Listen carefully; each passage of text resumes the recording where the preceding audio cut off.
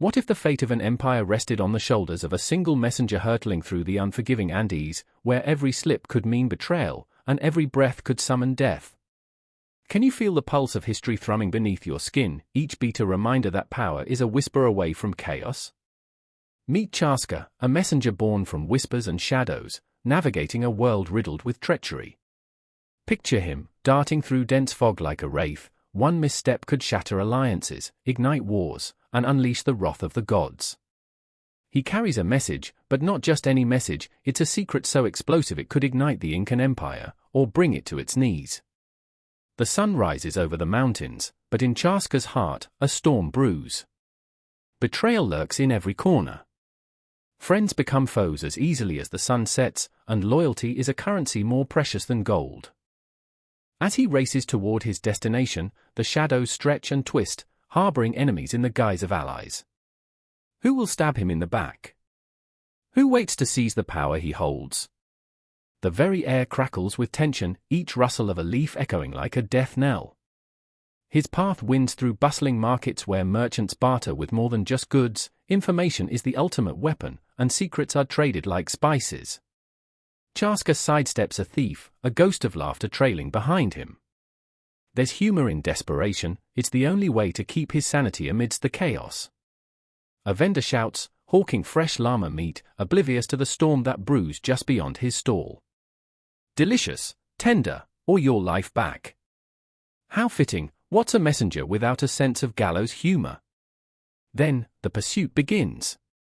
Shadows morph into figures, they chase him like hounds on a scent, a pack of wolves hungry for his blood and secrets. Heart pounding, he leaps over a crumbling wall, the sun glinting off the dagger at his side, a reminder that every friend could be a foe, every smile a grimace behind a mask. The air thickens with danger, suffocating yet invigorating. The mountains echo his flight as if the very stones are rallying behind him, urging him forward. What's the price of truth? For Chaska, it's the sharp edge of a knife, the smirk of a traitor. He races against time and treachery, battling not only the elements but the whispers of those who would see him silenced.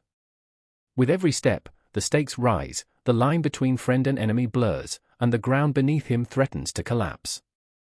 Loyalty is a shadow game, and Chaska is running out of time. The message clutched tightly in his grip is not just ink on parchment, it's a lifeline, a noose, a ticking bomb. Can he outrun fate, or will he become another forgotten echo in the annals of history? This isn't just a journey, it's a race against oblivion. The answer awaits at the end of the road, but will he be alive to seize it?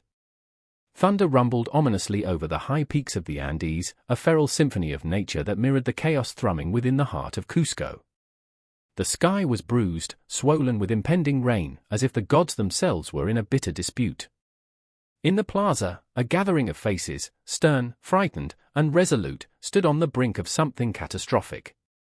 I remember the scent of sweat mingled with the sharpness of fear, an intoxicating aroma that hung heavy in the air. The frantic murmurs of the crowd pulsed through me like an electric current, each heartbeat a reminder of the lives hanging in the balance, the very fabric of our civilization about to be woven anew or torn asunder. Inti, the sun god, was revered as a beacon of life, but even his light felt dimmer today. Tupac, a proud warrior with a heart forged in the fires of duty, stood at the forefront, his jaw clenched, the weight of leadership a yoke on his broad shoulders. His eyes, those deep pools of warmth, flickered with uncertainty. He was a man of courage, yes, but doubt crept in like shadows at dusk. Behind him, his sister Suma, a gifted healer, clutched her sacred coca leaves, their earthy smell grounding her in the turmoil. The air crackled with tension as she watched brother and sister teeter on the precipice of an unknown future, the stakes higher than a condor in flight. I remember the day we harvested the first crop, Suma whispered to herself, her fingers dancing nervously over the leaves.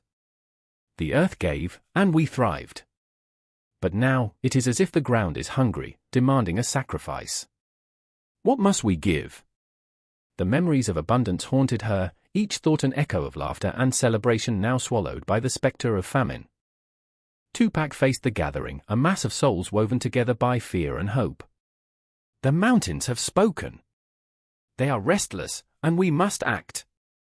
His voice, a thunderclap in the stillness, rolled over the crowd, sparking a fire in their hearts. But with every word, Suma's spirit sank deeper into despair. What should have been a rallying cry felt like the harbinger of something darker, an omen of sacrifice, perhaps. In the shadows, whispers of discontent rippled through the crowd. Rumors danced like fireflies, illuminating the darkest corners of their existence. They bathed once a year. So yeah, romance was earthy, I thought with a morbid chuckle, but the laughter felt hollow. There was an absurdity in the struggle, a grotesque play unfolding where the gods toyed with the fates of mortals, and I was merely a spectator, a ghost tethered to this pain. Tupac, sensing the shivering air, took a step forward. "We are the children of the sun. We will not bow to fear." His voice cracked like the whip of a soldier in battle, invigorating yet burdened with the weight of countless lives. I felt the urge to scream, to break free from the confusion suffocating us all. Would he lead them to victory, or was he merely steering them toward doom wrapped in nobility? Suma stepped forward, more a whisper than a warrior. "Tupac, what if we do not know what the mountains truly seek? What if we offer them the very thing that destroys us?" Her words hung in the air, a delicate thread that could snap at any moment. She clutched her coca leaves tighter, the remnants of her healing art slipping through her fingers like grains of sand. Each leaf symbolized life, and every decision weighed heavier than the stones of the temples they built. The sun was now an angry orb, glaring down, and the clouds gathered in a conspiratorial embrace. I could see it in their faces, the fear, the uncertainty, the desperate hope clinging to their souls like a child to a mother at dusk. I felt a pang of nostalgia for the simpler moments, the vibrant terraces of maize, the laughter of children playing under the watchful gaze of the mountains. Time was slipping away, the clock ticked louder as if its hands were weaving the fabric of fate. "What will they want from us?" Suma murmured, her voice a soft plea as she glanced at the crowd, searching for comfort in their collective gaze. "What if they demand blood?" It was an ancient question, one that rattled the soul, echoing through the ages like a ghostly refrain. Blood, always the currency of conflict, the unyielding price of survival. And just then, the wind howled through the plaza, a high-pitched scream that sent shivers racing down spines. The crowd recoiled, a wave of panic breaking over them, pulling them back from the precipice. Tupac's brow furrowed, his gaze darting to the mountains, to the gods, as if searching for answers written in the clouds. I could see the conflict within him, a tempest brewing under that sun-kissed skin, the embodiment of strength carrying the burden of uncertainty. "I will protect you," he roared, and the words hung heavy, a lifeline thrown into the churning ocean of despair. But in that moment, I saw the truth, the fear of failure lurking behind his fierce facade, the haunting question that could drive even the boldest to madness: what if he could not save them? The echoes of the past reverberated through the plaza now, a chorus of ancestors, their voices whispering truths untold. Would they watch in silence as their children faltered? Or would they intervene, unseen yet omnipresent, their spirits guiding fates like stars in the vast, indifferent night? The tension was a tangible thing, a living entity that wrapped around the crowd like a serpent, squeezing tighter as the horizon darkened. I could feel the breath of the mountains, the heartbeat of the cosmos thrumming through every soul present, a reminder that life is a fragile tapestry, beautiful yet frayed, filled with moments of pure joy and heart-wrenching sorrow. I remember how it felt, that moment suspended in time, a breath away from calamity, a heartbeat away from hope. The rain began to fall, a gentle patter that quickly escalated, drumming against the stones like a mournful requiem. In that sacred chaos, I sensed the inevitable confrontation, the clash of desires and fears. The Incan heart was pounding, and with it, the very pulse of civilization trembled, teetering on the brink of something both wondrous and terrifying. The end was merely a prelude, and the haunting music of life played on, echoing through the ages, drawing us ever closer to the fragile edge of destiny. The sun dipped behind the jagged peaks of the Andes, casting long, jagged shadows that crept like whispers over the village of Cusco. It was a moment frozen in time, where the world held its breath, poised on the brink of chaos.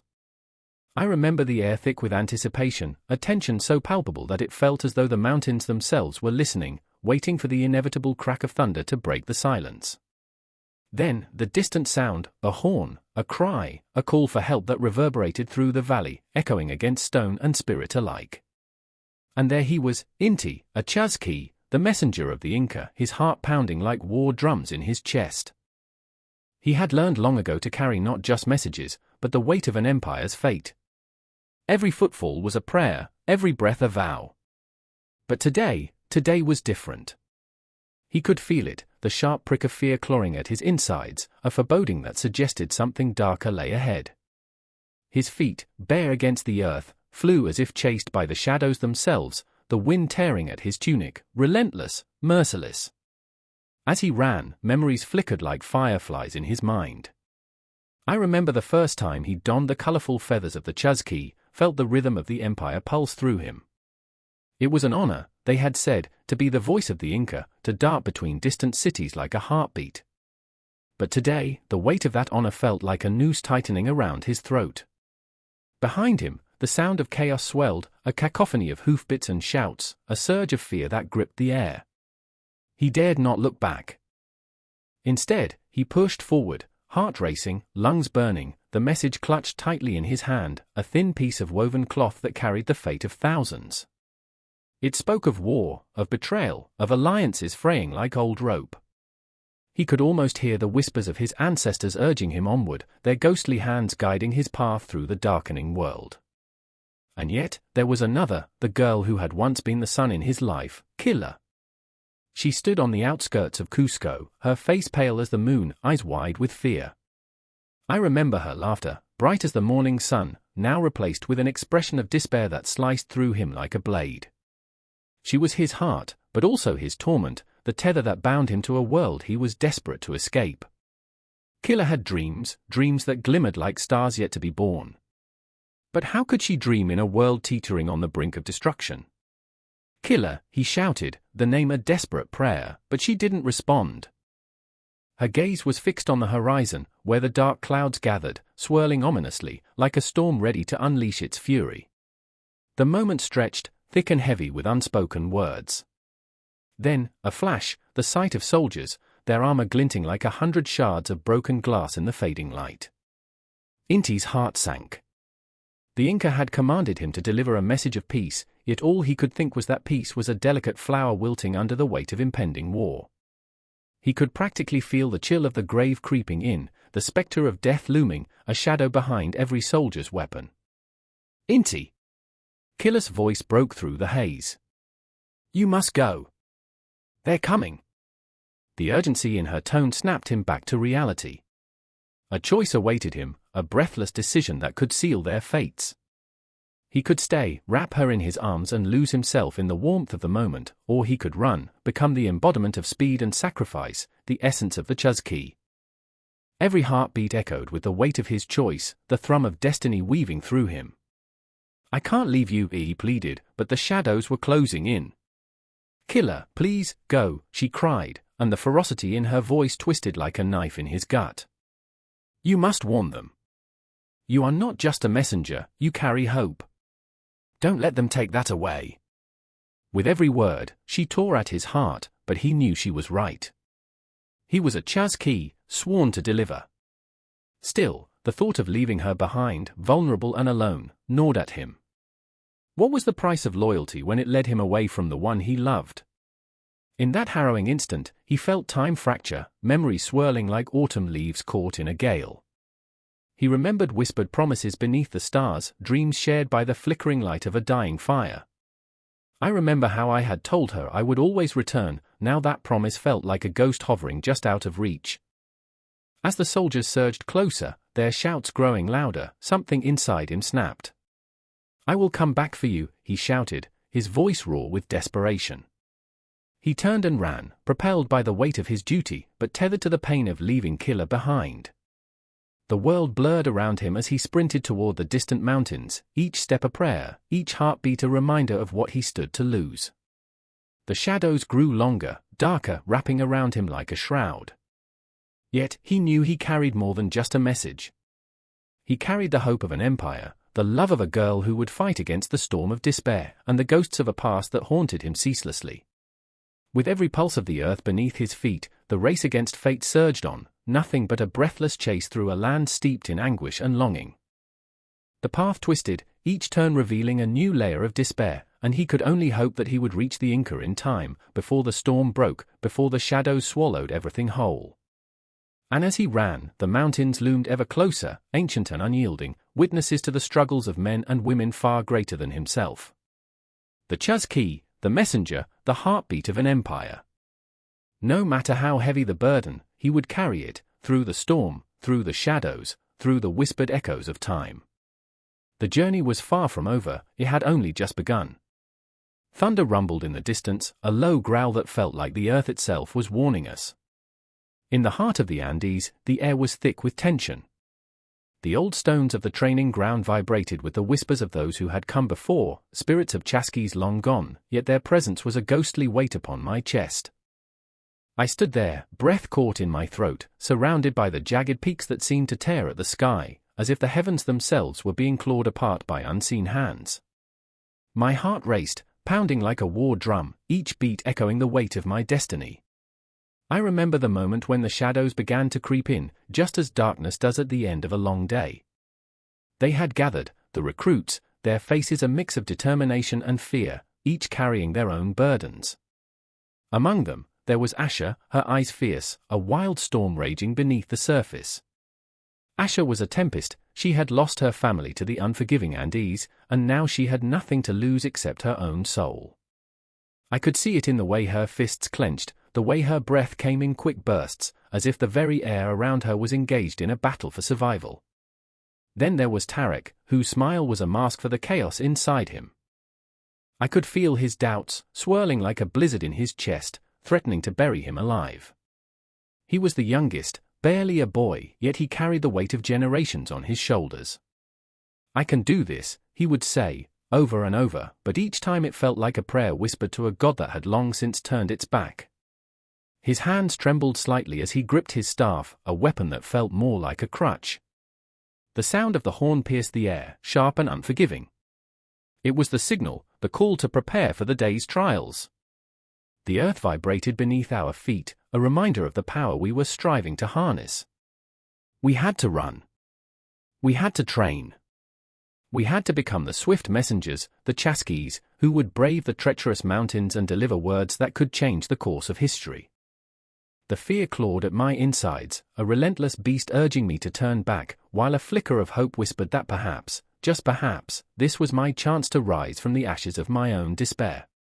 When I sprinted from the starting line, the world around me blurred, it was just me, the pounding of my heart, and the unforgiving terrain.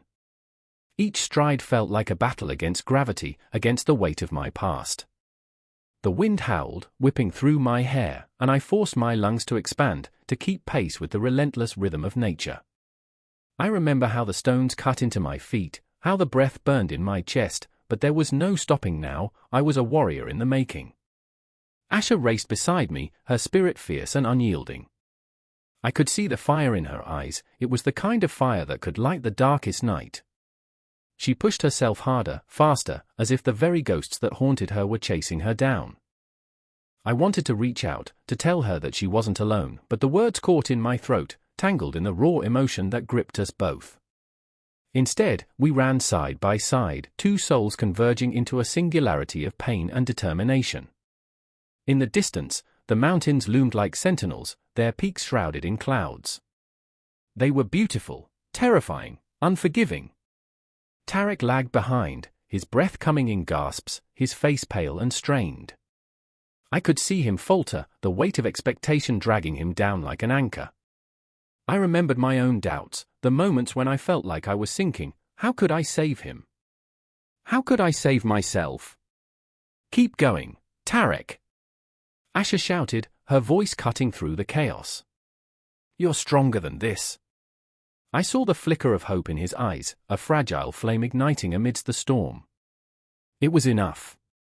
With newfound resolve, he pushed forward, his legs pumping like pistons, fueled by the belief that perhaps he could do it after all.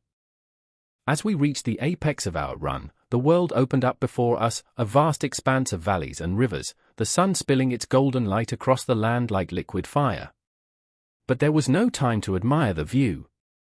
We were here to be forged, to become chasquis, messengers of the empire, bearers of both burdens and blessings. The trainers, hard as stone and relentless as the mountains, stood waiting, their eyes assessing, judging. Each breath we took was laden with the weight of our aspirations, every heartbeat echoing our unyielding desire to rise above our fears. The first trial began, an obstacle course that twisted and turned like the very paths we would one day navigate. There was no mercy here, each hurdle was meant to break us. I stumbled as I climbed, my fingers scraping against the jagged rocks, the pain sharp and electric. I heard Asher's voice, a distant echo, urging me on, and Tarek's laughter, a sound so pure it cut through the tension. It was a reminder of what we were fighting for, a reminder that amidst the darkness, there was light. Push through. You can't let the mountains claim you. The trainers roared, their voices thunderous, grounding us in the moment. I could feel my legs shaking, my spirit teetering on the edge of despair, but I remembered the weight of my dreams, the urgency of my heartbeat, and I pressed on, stumbling but never falling.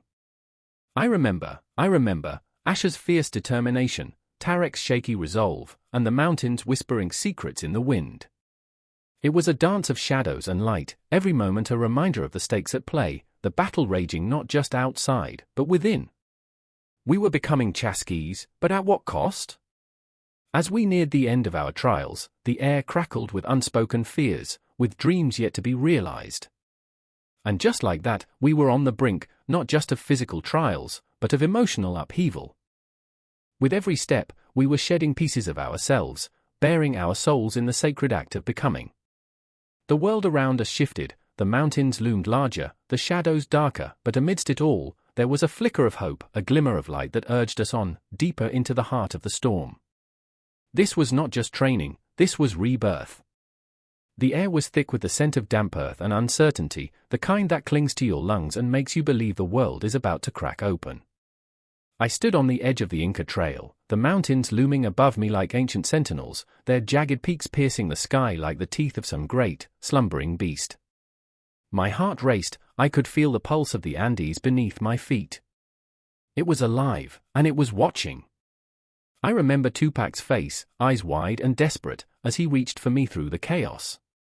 Behind him, the clouds darkened, swirling with a rage that echoed the turmoil in our hearts. His hands trembled, not just from the cold that nipped at our skin but from the weight of expectation, the weight of our people's hopes, dreams, and fears. If we don't make it to the next village before nightfall, his voice faltered, swallowed by the ominous breath of the mountains. And then there was Imar, with her fierce spirit ignited like the flickering flame of the torches we carried. She was a whirlwind of passion, her determination sharper than the blade strapped to her side. "We are the children of the sun. Fear is not for us," she shouted, her voice a defiant hymn against the encroaching shadows. But I could see it in her eyes, that flicker of doubt, the way her breath hitched as the wind howled like a lost soul seeking solace.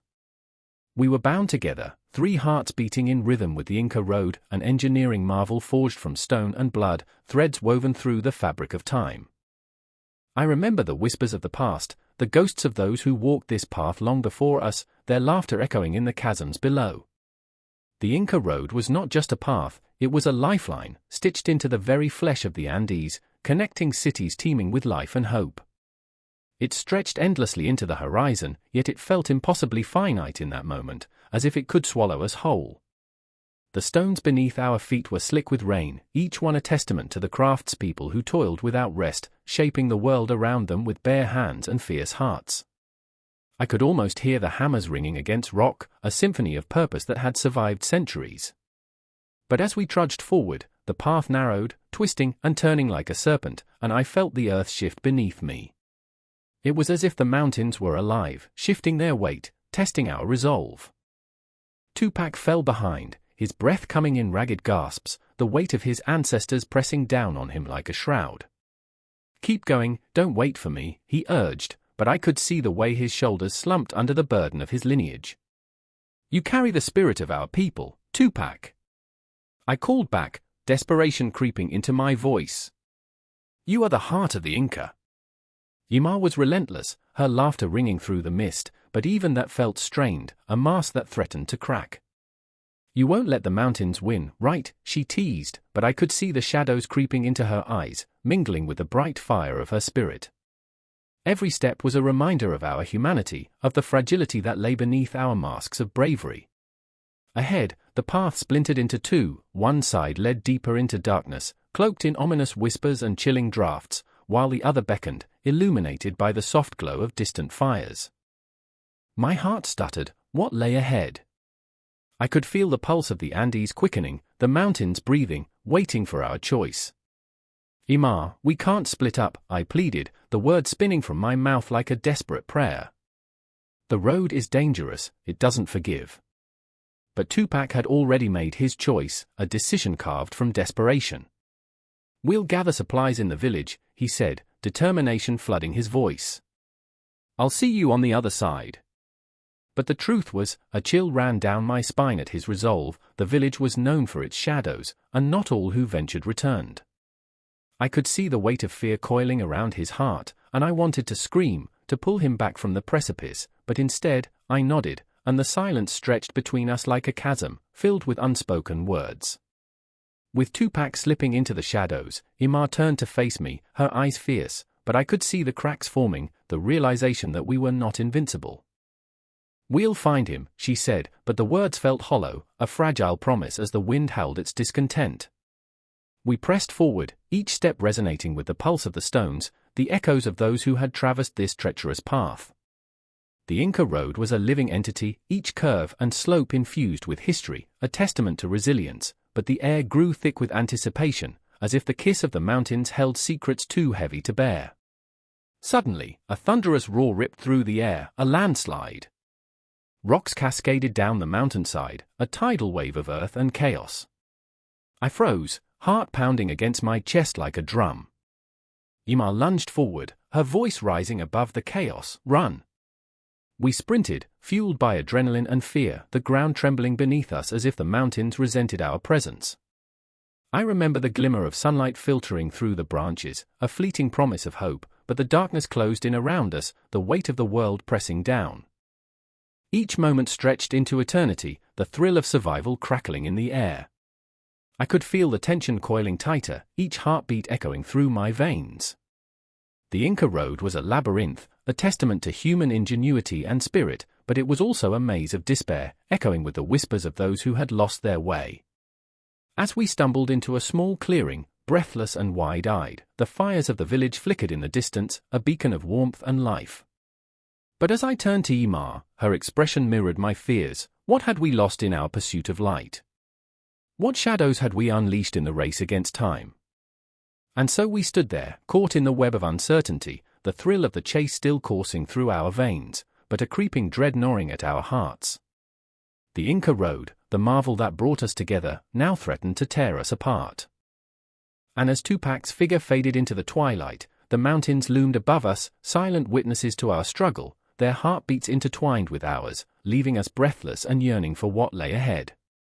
The road stretched on, and we were bound to follow, because the Andes were not just stone and earth, they were our blood, our story, and we were forever entwined in their legend. The sound of footsteps echoed on cobblestones slick from the evening rain, a relentless drum beating against the hollow silence. I stood there, heart racing, breath caught in my throat, in the shadows of an alley that felt both familiar and foreign. Mist wrapped around the lamplight, casting a ghostly glow as if the very air was whispering secrets of despair and urgency. Panic clawed at my chest. I had to deliver the message. It was life or death. The ink on the parchment felt warm against my palm, the words etched with the weight of 100 lifetimes. The king is dead, they read, and they were my burden to bear. My stomach churned. I remembered the first time I received such news, how it had shattered my world, fracturing the fragile peace in a kingdom already teetering on the edge of chaos. But this was different. I could almost hear the clock ticking, each tick taunting me with fate. Time was bleeding away, and I was the only one left to stitch it back together, like a desperate seamstress holding a frayed tapestry. I turned to my companion, Ilara, whose eyes reflected the same frantic urgency. Her hair hung matted and wild, a testament to the days we had traveled. "We can't linger," I urged, my voice barely above a whisper. She nodded, but fear painted her face with shades only the night could understand. Ilara, with her fierce spirit and tender heart, had been my ally in countless previous journeys. Her laugh could shatter the gloom of the darkest tavern, yet here we were, standing like two broken dolls amidst crumbling bricks. She had lost so much, a brother to the gallows and a mother to despair. In her eyes burned the flickering flame of revenge, of justice sought not through sword, but through truth. "We'll face the shadows together," she said, though her voice trembled, and I could see the question, what if we didn't return? "Together," I echoed back, though my heart ached with the weight of that promise. The thought of failure loomed like a dark cloud, heavy and suffocating. The kingdom needed us, needed hope, but hope was a fickle mistress, often lost in the blink of an eye. And then there was Rowan, the silent shadow trailing behind us, an enigma wrapped in rags and secrets. He had joined our ragtag duo by chance, or fate, or according to the whims of the universe. It was hard to tell. With eyes like storm clouds, he spoke little, but his presence resonated with depth, as if he carried the weight of unforgotten wars upon his shoulders. A haunted soldier, perhaps, or a weary dreamer. I didn't know which, and part of me feared to ask. As we moved deeper into the night, the distant wail of a town crier echoed through the air, proclaiming the end of an era. "The king is dead. The usurper rises." He was met with a cacophony of gasps and murmurs that rippled through the streets like an unholy wind. It twisted my gut to think how easily the tide could turn. Fear was a fast-moving river, and we were but leaves upon its current. I glanced at Ilara, her fists clenched, nails digging into her skin. "Keep your wits about you," I murmured. But even I felt the creeping dread, as if the shadows were alive, watching, waiting. And perhaps they were. The stories of ghosts were not mere tales to frighten children, they were warnings, reminders of those who had once walked the same paths, paying the price for their own mistakes. We pressed on, the cobblestones shifting beneath our feet. Distant laughter echoed from a tavern, a cruel mockery of the joy we could no longer afford. My thoughts turned to home, the hearth that felt so far away, the comforting scent of bread baked too long in the oven, the laughter of my family now a distant memory. I remembered the warmth of those moments, like sunrays breaking through the thickest clouds. Would I ever find my way back there? Do you believe in omens? Rowan's voice broke the silence, startling us both. It was the first time he'd spoken in hours. "Depends on how desperate I feel," I replied, attempting a smile. But the truth was, I felt the weight of every misstep echoing behind us. The signs were there, like a tapestry unraveling thread by thread. Every crow that flies overhead, every chill in the wind, they're all signs, he said, a distant look in his eyes. "I've seen it before. The night has its own language." We stopped. The air thickened around us, a sudden stillness that felt wrong. I scanned the darkness, senses heightened, every nerve alive with an awareness that something lurked just beyond the periphery. "What do you see?" Ilara asked, her voice faint, almost a breath. Rowan's gaze shifted, and in that moment, I felt a shiver crawl up my spine. "Nothing good," he whispered, and it was like a key turning in an old lock, a door creaking open to reveal shadows that danced dangerously close. I could almost taste the fear, bitter and metallic on my tongue.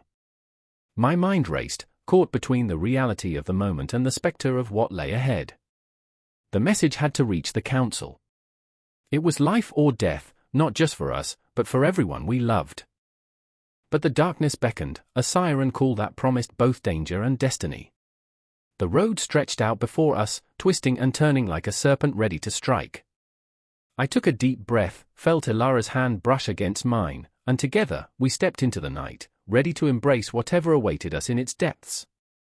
The stars flickered above, indifferent to our plight, yet somehow, they felt like a promise, a reminder that even in the darkest of times, light existed somewhere out there. And as we moved forward, hearts pounding, bodies weary, we clung to that flicker, that whispered hope, knowing that the true journey had only just begun. The thunderstorm raged outside, a cacophony of rain and wind that felt like the world was tearing itself apart. I stood at the edge of the rooftop, wind whipping through my hair, heart pounding in sync with the drum of the storm. Below, the city was a blur, a sprawling labyrinth of shimmering lights and shadows, a living organism in constant motion. I could almost hear the pulse of its heartbeat, a desperate rhythm screaming for speed, for escape, for something, anything, to break the suffocating silence of my own thoughts. "Move!" Jake shouted, his voice slicing through the chaos like a blade. I turned, seeing the raw fear etched across his face, an echo of the terror clawing at my insides. Behind him, the shadows grew, creeping with an insidious hunger. They were coming, gaining ground with every second we hesitated, every moment we stood paralyzed by the weight of our ghosts. "Do you really think we can outrun them?" Rachel whispered, her voice trembling like the brittle branches swaying in the wind. I caught a glimpse of her eyes, wide and glassy, reflecting the chaos around us. She was our tether, our anchor, but I could feel it slipping away, the connection fraying as the storm raged on. "I remember the way it used to be," I said, trying to ground us in shared memories, in moments that felt like a lifetime ago. The nights we'd race through these streets, feeling invincible, like nothing could touch us. Like speed was our ally. But that was before the shadows became real, before the stakes turned deadly. The city was alive, each street a conduit of adrenaline, each alley a promise of swift escape. Speed had once been a thrill, a way to defy gravity, but now it felt like a desperate gamble, a ticket to salvation or destruction. The clock was ticking, the thunder an ominous reminder that we were running out of time. "Do you remember that night?" Jake shouted above the wind, his voice raw with urgency. "The one where we raced the trains? We thought we could beat them." A memory flickered, 3 foolish hearts racing against steel and thunder, laughter spilling into the night. We had been wild, untamed, believing we could conquer anything. But now, as I looked into Jake's eyes, I saw the remnants of that boy, buried beneath layers of fear and responsibility. I remember, Rachel's voice became a mantra, a lifeline tethering us to something solid. "We were fearless, Jake. We thought speed could save us. But speed was a double-edged sword, wasn't it? It could liberate you or swallow you whole." I could feel it in my bones, the weight of the decision pressing down on me. The shadows were still there, lurking, gnashing their teeth in anticipation. We needed to move, but the path was treacherous, fraught with danger and uncertainty. "Now or never!" I screamed, adrenaline surging, propelling me forward. I didn't even think, I just ran. My legs carried me past the edge of the rooftop, through the rain-soaked streets that echoed our footsteps, hard, sharp, alive. The world around us turned into a blur, a kaleidoscope of neon and darkness. I could taste the fear on my tongue, metallic and bitter, mingling with the rain that splashed against my face. We were speeding through the storm, hearts racing in unison, an unholy trio bound by terror and hope. But hope was fragile. In the distance, a shadow moved, a ghost of something more sinister, more predatory. It was almost human, but not quite. I could feel the chill crawling up my spine, the instinct to run even faster, to leave it all behind. "Keep pushing!" Jake's shout was a lifeline, a reminder of what we were fighting for. The weight of his gaze bore down on me, filled with unspoken fears and dreams that flickered like dying embers. I glanced at Rachel, her expression fierce, yet haunted. She had always been our heart, the warmth in our reckless pursuits. But now, the flicker of her spirit seemed dimmed, the shadows closing in around her. "We can't stop," I urged, but doubt crawled into my mind, wrapping around my throat like a noose. "I can't breathe," she gasped, the specter of panic rising in her chest. I felt a surge of anguish, a stab of guilt. I should have known better. "Hold on!" I shouted, forcing the words out against the pounding rain, against the chaos of the moment. "Just a little further." But the shadows were relentless, gnashing and clawing, whispering threats that echoed in my ears. I was drowning, pulled under by a tide of memories, of fears that felt insurmountable. I remembered the dreams we once had, the way we believed in the promise of speed, the exhilarating rush that made us feel alive. But those dreams were slipping away, lost in the storm, like sand through our fingers. "Faster!" Jake yelled, his eyes wild with desperation, and that single word ignited something primal within me. The storm roared, the rain became a chorus, urging us onward, pushing us beyond our limits. We raced through the maze of the city, each heartbeat echoing louder than the last, each breath drawing us closer to an uncertain salvation. The shadows writhed, taunting, but we had each other, a thread of connection that refused to fray. I could feel it, the electricity of our shared fear fueling our flight. "Remember the trains?" I called out into the night, my voice a lifeline tethering us to the past. "Yes," Rachel echoed, and for a moment, the shadows receded, retreating before our shared memory. "Then let's outrun them," Jake shouted, and in that instant, we became a storm of our own, a force of nature that couldn't be contained. The city blurred around us as we tore through the night, our fears trailing behind like ghosts, a reminder of all we had lost and all we still fought for. Every stride was a defiance against the shadows, every breath a declaration of survival. We were unstoppable, fueled by the urgency of the moment, by the need to escape the darkness that threatened to consume us. The stakes were high, the shadows loomed closer, but we ran, faster than the storm, faster than the ghosts. And in that moment, in that breathless surge of raw emotion, we became the very essence of speed, a fleeting glimpse of hope cutting through the night. The sun hung low over the Andes, casting long shadows that twisted like skeletal fingers across the unforgiving landscape. In that slanted twilight, the air was thick with the weight of unspoken fears, the kind that gnawed at your gut like a ravenous beast. I stood there, heart pounding in my chest, watching as Kuzi tightened the straps of his leather sandals, handmade, worn thin by countless miles. Each movement was deliberate, each tug a prayer. He was a Chuzki, a messenger born to run, and today the earth trembled beneath his feet, whispering secrets of treachery and yearning. "I remember the stories," he murmured, almost to himself. "The messengers who never returned." His eyes flickered, shadows dancing across his brow like ghosts of those lost in the mountains. "But I will return. I have to." My heart clenched at the resolve in his voice, but beneath that bravado simmered a torrent of doubt. The urgency of his need to deliver a message, it gnawed at him, hollowed him out. It was a burden heavier than the sack he slung over his shoulder, a bag filled with the weight of his ancestors' expectations. I could see it in the way his fingers trembled as they brushed the fabric of his tunic, a garment that had become so much more than mere clothing. It was an armor, a shield against the world outside. Beside him stood Ymar, the girl with a spirit as fierce as her name suggested. Her eyes were wide, brimming with unshed tears, reflecting the golden hues of the waning sun. She clutched a small woven pouch, its vibrant threads a stark contrast to the somber mood surrounding us. "What if they catch you?" she whispered, voice trembling like a leaf caught in a storm. "Then they catch me," he replied, an edge of defiance lacing his tone. "I'm no coward. I'll do what I must." The words hung in the air, heavy with the truth of their finality. But the truth was a slippery thing, elusive as the fog that rolled in from the mountains, wrapping itself around them like a lover unwilling to let go.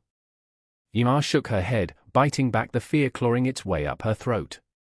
"What if it's too late? What if they're already waiting?"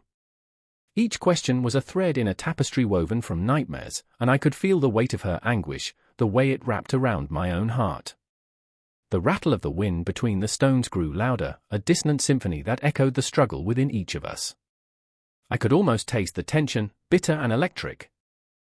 Kuzi's eyes darted toward the horizon, where the last light of day slowly slipped away, casting a cloak of darkness that seeped into every crevice of our souls.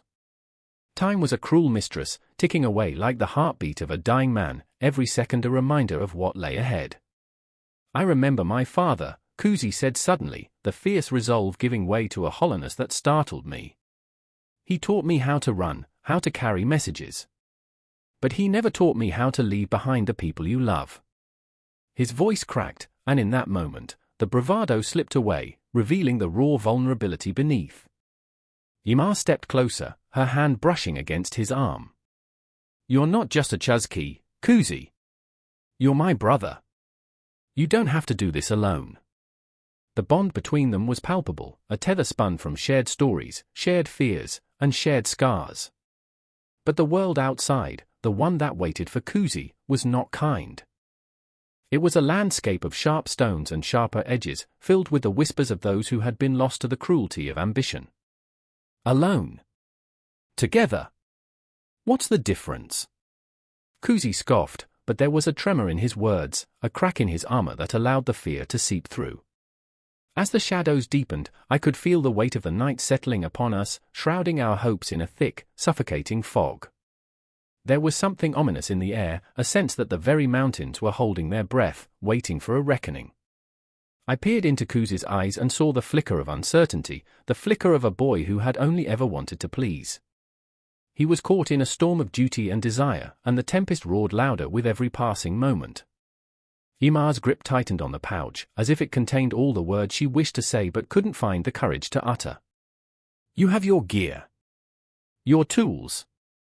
But what about your heart? Her voice was steady, but there was an edge that cut through the night air, sharp and unyielding. Kuzi swallowed hard, the weight of his indecision crushing him under its relentless pressure. My heart?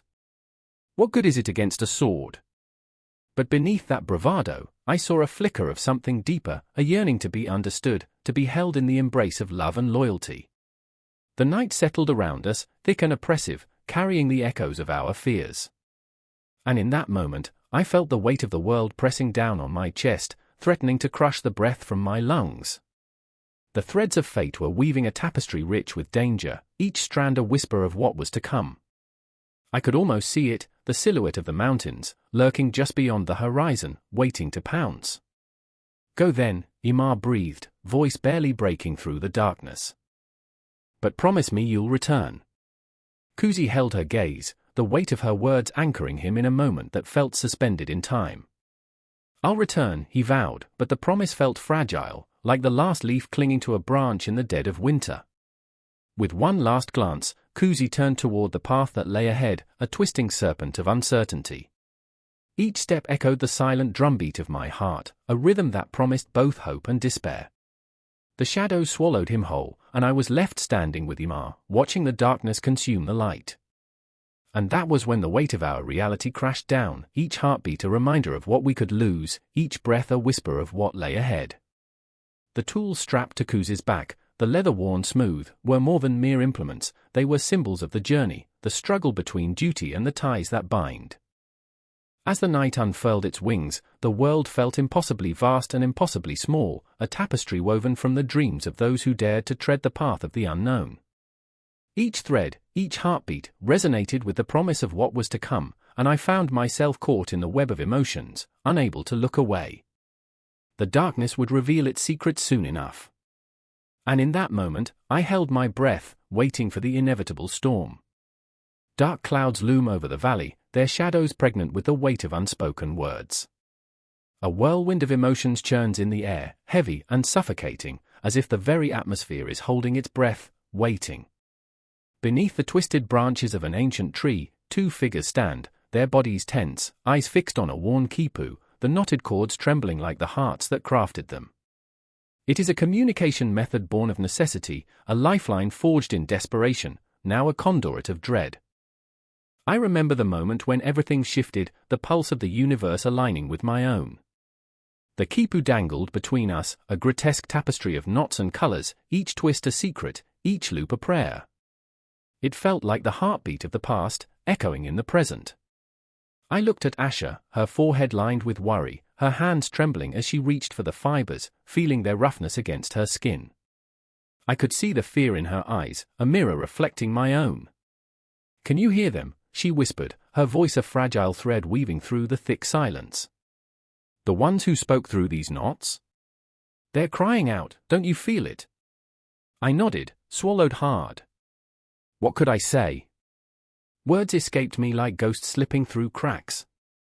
The ancient method of communication that had once been a tool for record keeping, for relaying messages across mountains and valleys, now felt like a curse. Each knot was a wound, a story of suffering, loss, and the inescapable grip of time. Asha pulled at a dark knot, tracing its pattern with a finger. I remember the tales my grandmother told, how they used these to warn of danger, to bring news of harvests, of seasons shifting. And now, her voice trailed off, the weight of her thoughts suffocating. Her brother, Chemo stood a few steps behind, arms crossed, the lines of defiance chiseled into his face. He scoffed, the sound sharp and brittle. "It's just a bunch of strings, Asher. You think these knots mean anything? The real communication is in the words we don't say." His bitterness sliced through the fragile tension like a knife, leaving a raw wound. I wanted to scream, to shake him and make him understand. But Chemo was lost in his own storm, a tempest of doubt and cynicism. He'd been hardened by the world, by betrayal and silence. I recognized that look, the one that says, "Don't you dare hope." And yet, hope flickered. I felt it swell in my chest like a rising tide. "What if we listened?" I said, my voice steady, despite the tremor of uncertainty that wrapped around my heart. "What if these knots are more than just memories? What if they can tell us what we need to know?" Asher turned to me, eyes wide like silver coins, shimmering with the softness of belief. "You think they can guide us?" Chemo rolled his eyes, a scowl creasing his brow. "Guide us to what?" "More despair." But in that moment, as the wind howled around us, I felt the connection, the universe pulsating, beckoning. Asher grasped the quipu tightly, determined. "Let's try. What's the worst that could happen?" The knots felt alive as we unraveled them, each tug sending shivers racing down our spines. The air was electric, charged with the weight of our desperation. I remember the way Asher's fingers danced over the chords, tracing the patterns like they were a map, a pathway through the chaos. "Listen," she murmured, closing her eyes. "Listen to the whispers." And I felt it then, the echoes of voices long silenced, of dreams clung to like shadows in the night. It resonated deep within me, a symphony of forgotten hopes and unfulfilled promises. I saw flashes of colors, heard the rhythms of a world that had once thrived, now buried under the weight of loss. But Chemo, ever the skeptic, stepped back, shaking his head. "You're dreaming, Asher. These strings can't bring back the past. They can't change our reality." His words stung, an arrow that found its mark. I could see the doubt gnawing at her confidence, but Asher didn't waver. "Maybe they can't change the past," she replied, her voice trembling but fierce. "But they can guide us to a future we can shape." The tension crackled like a thunderstorm, a moment suspended in time. I could feel my heart pounding, each beat a reminder of the stakes, our lives, intertwined with the fate of those who had come before us. A confrontation loomed, not just against the darkness that threatened to swallow us, but against the shadows within ourselves. I remember the cold creeping into my bones, the weight of despair thickening the air. Asher's resolve shone brightly, a beacon of light against Chemo's storm. "Come on, Chemo," I urged, desperation clawing at my throat. "If we don't believe in something, we're already lost." Silence enveloped us, heavy and suffocating. In that moment, I saw Chemo's walls begin to crack, the flicker of hope battling against his cynicism. Asher stepped closer, her gaze steady, unwavering. "We can't let fear be our only language. We have to find a way to communicate, to connect." The quipu felt like a heartbeat, a pulse that echoed through the air. With a deep breath, I wrapped my fingers around it, the rough fibers grounding me, reminding me of the strength needed to bridge the chasms of fear and doubt. "Let's listen together," I whispered, my voice a fragile thread that seemed to unify us. "Let's find the message hidden within these knots." And as we gathered around the quipu, I felt the weight of history pressing down on us, the voices of the past intertwining with our own. The moment crackled with electricity, a sacred space where despair met hope, where silence begged for the sound of our truth. Time slowed, stretched, and I knew that whatever came next would shape us, bind us closer, or tear us apart. As we began to unravel the mysteries woven into the quipu, the world around us faded, and we stood at the precipice of something profound, a moment of clarity that could either illuminate or shatter us completely. In the end, it was not just about the knots or the chords. It was about the unspoken words, the dreams we carried, and the eternal dance between fear and hope that binds us all. Each knot, each whisper, was a piece of our collective heart, beating together in the silence of that stormy valley, waiting to be heard. The drone of the night filled the air, a tense hush as the last flicker of twilight faded into an impenetrable darkness. The city had closed its eyes, yet its heart thudded beneath the surface, a restless beast yearning to be heard. In this moment, just outside the crumbling walls of an old relay station, Ella stood, trembling, her breath forming small clouds in the frigid air. It wasn't the cold that made her shiver, it was the weight of the message she carried. "I remember the sound of the wind that night," she whispered, her voice barely breaking through the silence. "I remember it like a scream, as if the universe was trying to warn me." A few feet away, Jackson paced, his footfalls echoing like a countdown to impending doom.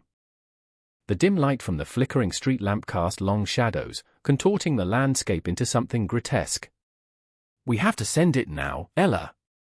We can't wait any longer," he insisted, his voice taut with desperation. "Every second we hesitate is a second lost." Ella clenched the crumpled paper in her hand, the edges biting into her palm. She could feel the weight of his gaze, a mixture of fear and impatience swirling within his emerald eyes. "What if it's too late?" she whispered, but deep within herself, she knew they were already in the throes of something irreversible. The air crackled with the unspoken, a silence that screamed of betrayal and lost trust. "Too late?" Jackson scoffed, a bitter laugh escaping his lips. "You think they'll just forget?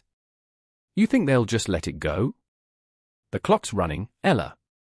We're on borrowed time. Time." The elusive spectre that hung heavy in the air, mocking them. She could almost feel its pulse, the relentless tick-tock dragging her deeper into a chasm of helplessness. A memory flashed, a night much like this, a promise made under starlit skies. "I'll always protect you," he had said, his voice a soothing balm against the chaos of the world. But that promise lay shattered now, like glass scattered across the floor of their fractured reality. "I remember," she murmured, a mantra against the rising tide of despair. "I remember when we thought we could change things." But the dream of changing the world had morphed into a nightmare, and now that very dream had become a burden too heavy to bear. A distant siren wailed, slicing through the stillness, sending a jolt through Ella's body. "They're coming," she breathed, a sense of urgency washing over her. This wasn't just about the message, it was about survival, their lives hanging by a thread stretched taut against the backdrop of uncertainty. Jackson stepped closer, urgency etched deep into every line of his face. "We can't let them find it. Not now, not ever." His hands fumbled against the relay equipment, a relic of a time when communication was simple, yet here they were, tangled in a web of deceit and urgency, where every word was a lifeline and every second counted. "What if it doesn't work?" Ella's heart raced, each beat drumming a rhythm of doubt. "What if they intercept us? Then we fight. We fight with everything we have."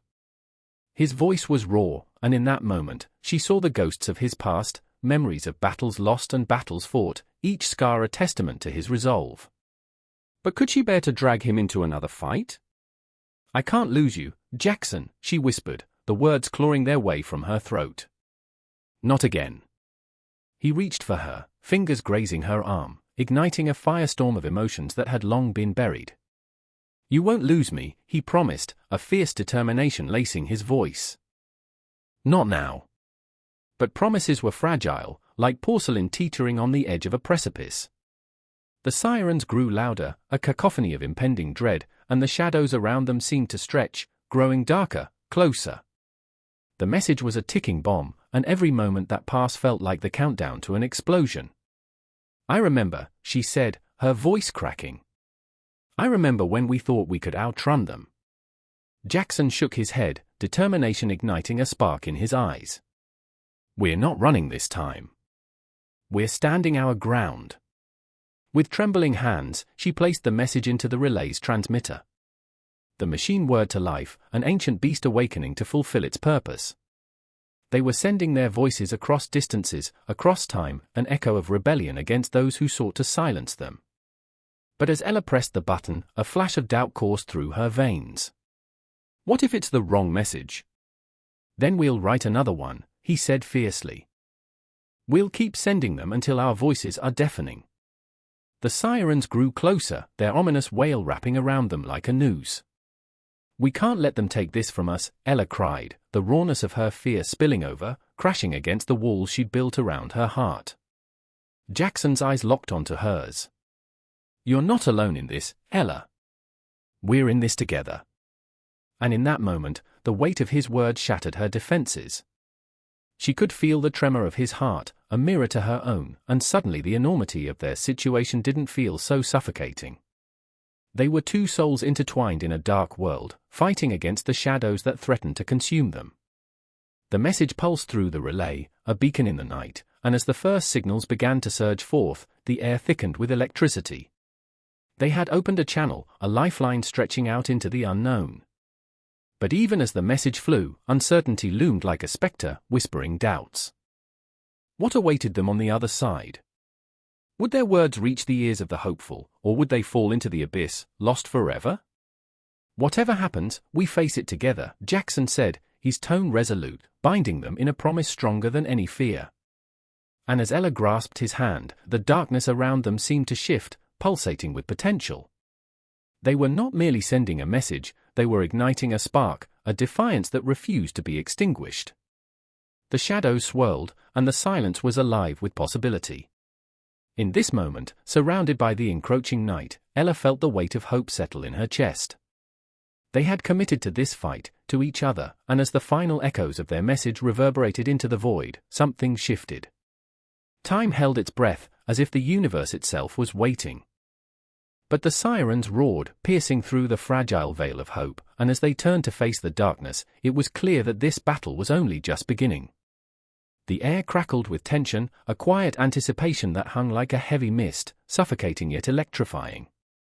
I stood on the edge of the village, heart racing, each pulse a reminder that I was no longer alone. The shadows of the rickety houses loomed larger as the sun dipped, casting an eerie glow that painted the dirt road with shades of amber and dread. Somewhere in the distance, a child's laughter pierced the silence, so carefree, so unburdened, it felt like a cruel joke against the backdrop of uncertainty. I remember the first time I met Ilara. Her eyes, pools of midnight, were filled with a tempest of fear and determination. The village had been carved from the earth, every stone, every thatched roof whispered secrets of a past soaked in pain. She stood in the center, a defiant silhouette against the swirling dust, clutching her baby brother, a fragile bundle of innocence in a world that had forgotten how to be kind. "You can't stay here," she warned, her voice low, trembling on the brink of breaking. "They will come for you. They always do."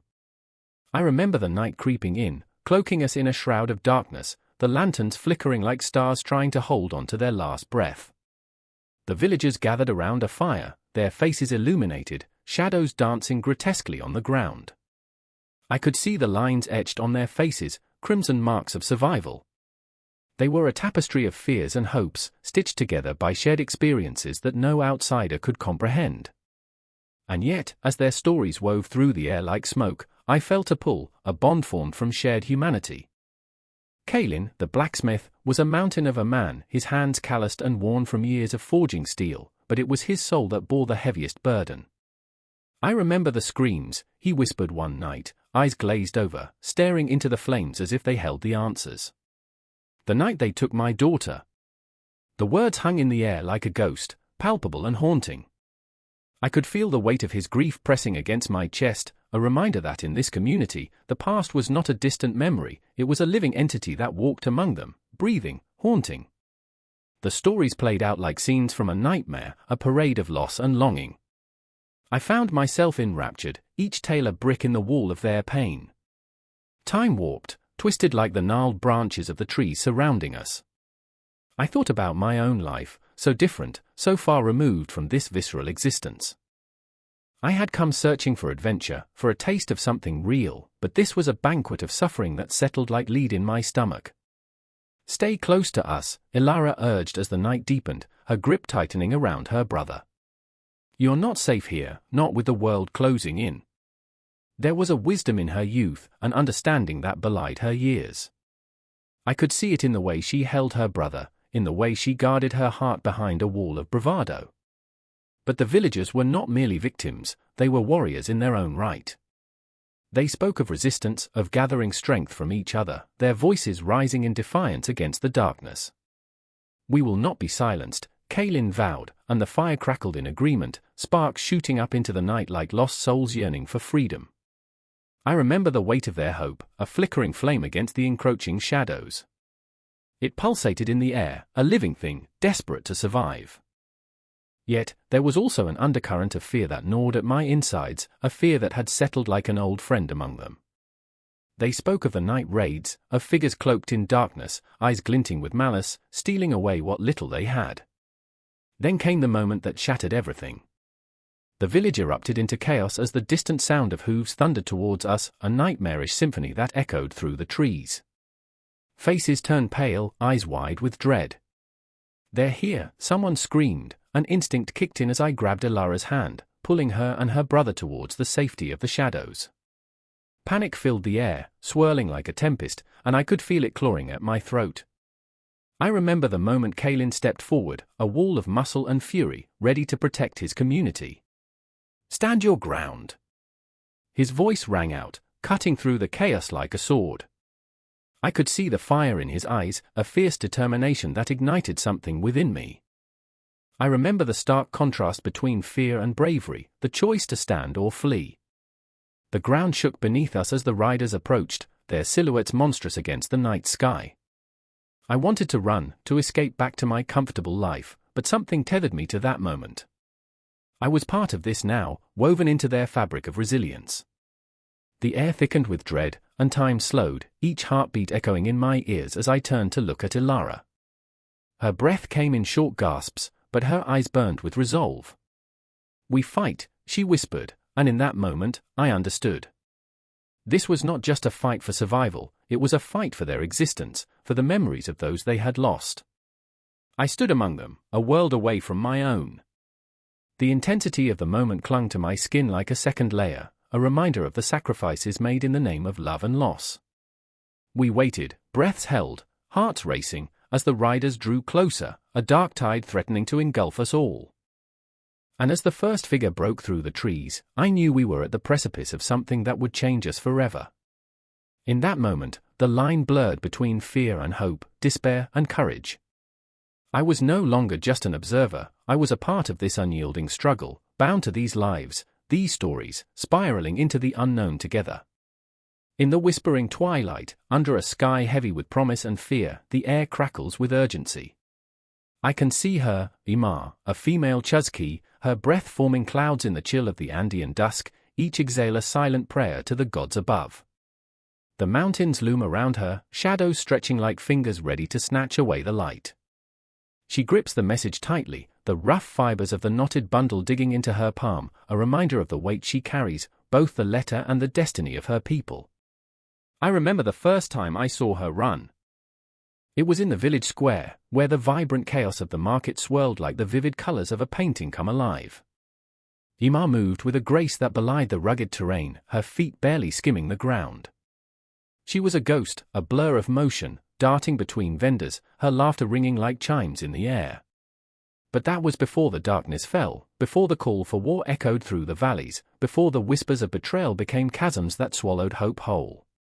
Now, as the world turns into a battleground, I can see the fire in her eyes, burning raw and fierce. "They're coming," she gasps, breathless but resolute. Her voice cuts through the despair like a knife, a clarion call in a realm where silence had become a suffocating shroud.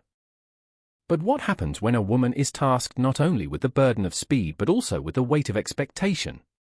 When she is seen as little more than a swift shadow, a vessel for messages and secrets, while the world around her crumbles. And then there's Kale, his heart a storm of conflicting loyalties. He stands at the edge of the village, watching Ymar with a mix of admiration and dread. Kale, the one who dreams of being a warrior, yet feels the pull of something deeper, something that roots him to the earth beneath his feet. He's torn between the desire to protect Ymar and the call of the Inca, the weight of duty pressing down upon him like the heavy tapestries adorning the grand halls of Cusco.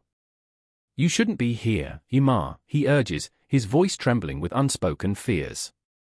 "You're not a warrior."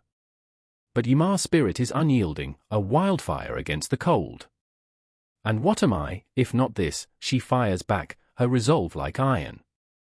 A message, a runner, a woman. Each word is a defiance, a declaration of existence. I've trained, Kale.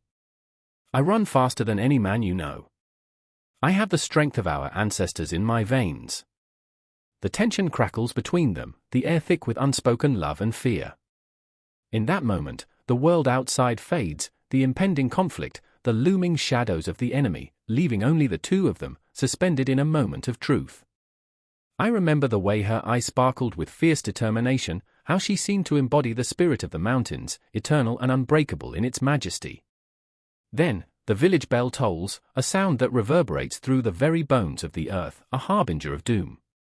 It's time, Imar whispers, the weight of urgency settling heavily on her shoulders. She knows what is at stake, knows that she must carry this word to the farthest reaches of the Inca Empire, where the sun kisses the horizon and the earth meets the sky. She takes a step back, her heart pounding, and for one fleeting moment, she is a child again, playing in the fields, laughing under the sun. But that is a luxury she can no longer afford. Kale reaches out, desperation lacing his voice. If you go, you may not return. The thought slashes through him, raw and agonizing. He's seen too many faces disappear into the night, lost to the ravages of conflict, swallowed whole by the unforgiving nature of their world. But Imar's eyes shine with fierce resolve. If I don't go, what kind of future do we have? What kind of hope? And so, she runs, her heart pounding like a war drum in her chest. Every step she takes is a confrontation with the ghosts of those who came before her, women who wove strength and resilience into the fabric of their society, who bore the weight of their families and dreams. The night air is electric, the ground beneath her feet a canvas of destiny, and with each heartbeat, she feels the echo of their struggles, their triumphs, resonating through her veins. Yet, in the shadows, conspiracies brew. I see her, darting between trees, her silhouette flickering in and out of the moonlight, and I feel a chill creep down my spine. Who watches her now? Who waits, lurking in the darkness, biding their time? The tension is palpable as she races against the clock, the flickering light of her torch casting long, unsettling shadows that dance mockingly around her.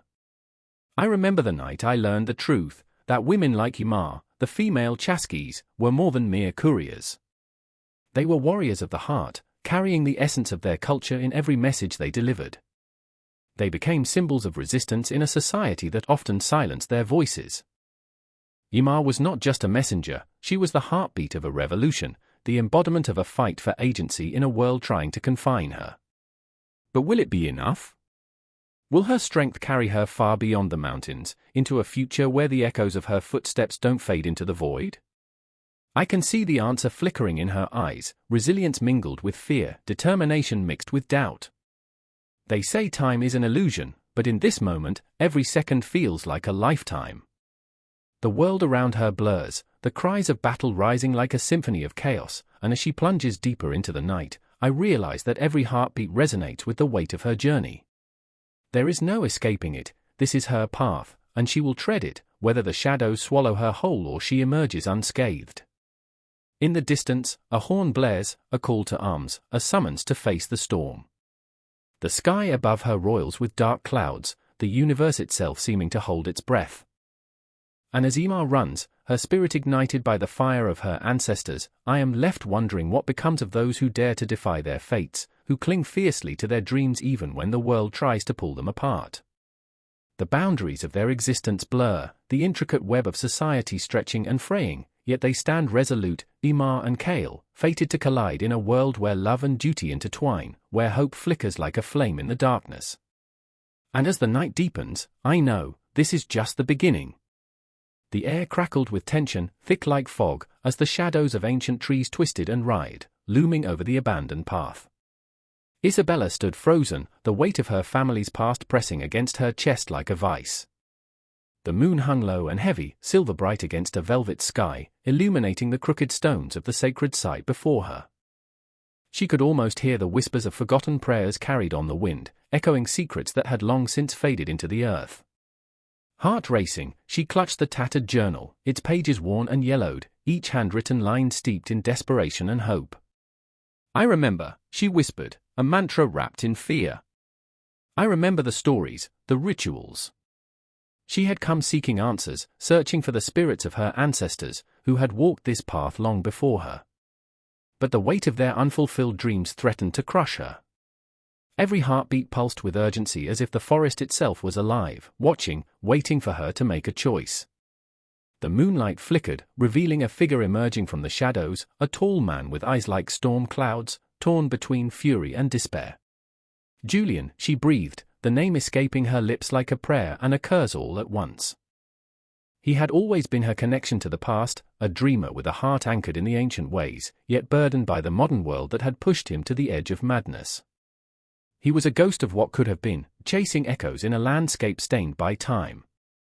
"What are you doing here?" "The same as you," he said, his voice low and gravelly, a mix of anger and sorrow. "Searching for answers that may never come." He stepped closer, and she could feel the heat radiating off him, a tether of nostalgia that pulled her back to simpler times, days filled with laughter, nights under the stars, conversations that felt like they could bridge the vast expanse between their worlds. But those days were gone, fractured by choices and failures. She remembered the last time they stood here, both young and reckless, their dreams woven together like threads in an intricate tapestry. They had laughed about the absurdity of their quests, joked about spirits haunting the woods. Now, with their dreams crumbling around them, the laughter had turned to ash in her mouth. "Do you think they're listening?" she asked, her voice trembling. Julian's gaze flickered to the stones, each one steeped in history, the air thick with the residue of countless rituals. "I think they're waiting," he said. "Waiting for someone to remember them." She hesitated, searching his face for the spark of belief that had once ignited their souls. "But what if we don't deserve their forgiveness? What if we're the ghosts now?" The wind howled, a mournful wail that wrapped around them, carrying with it the scent of damp earth and something else, something darker lurking just beyond the edges of their understanding.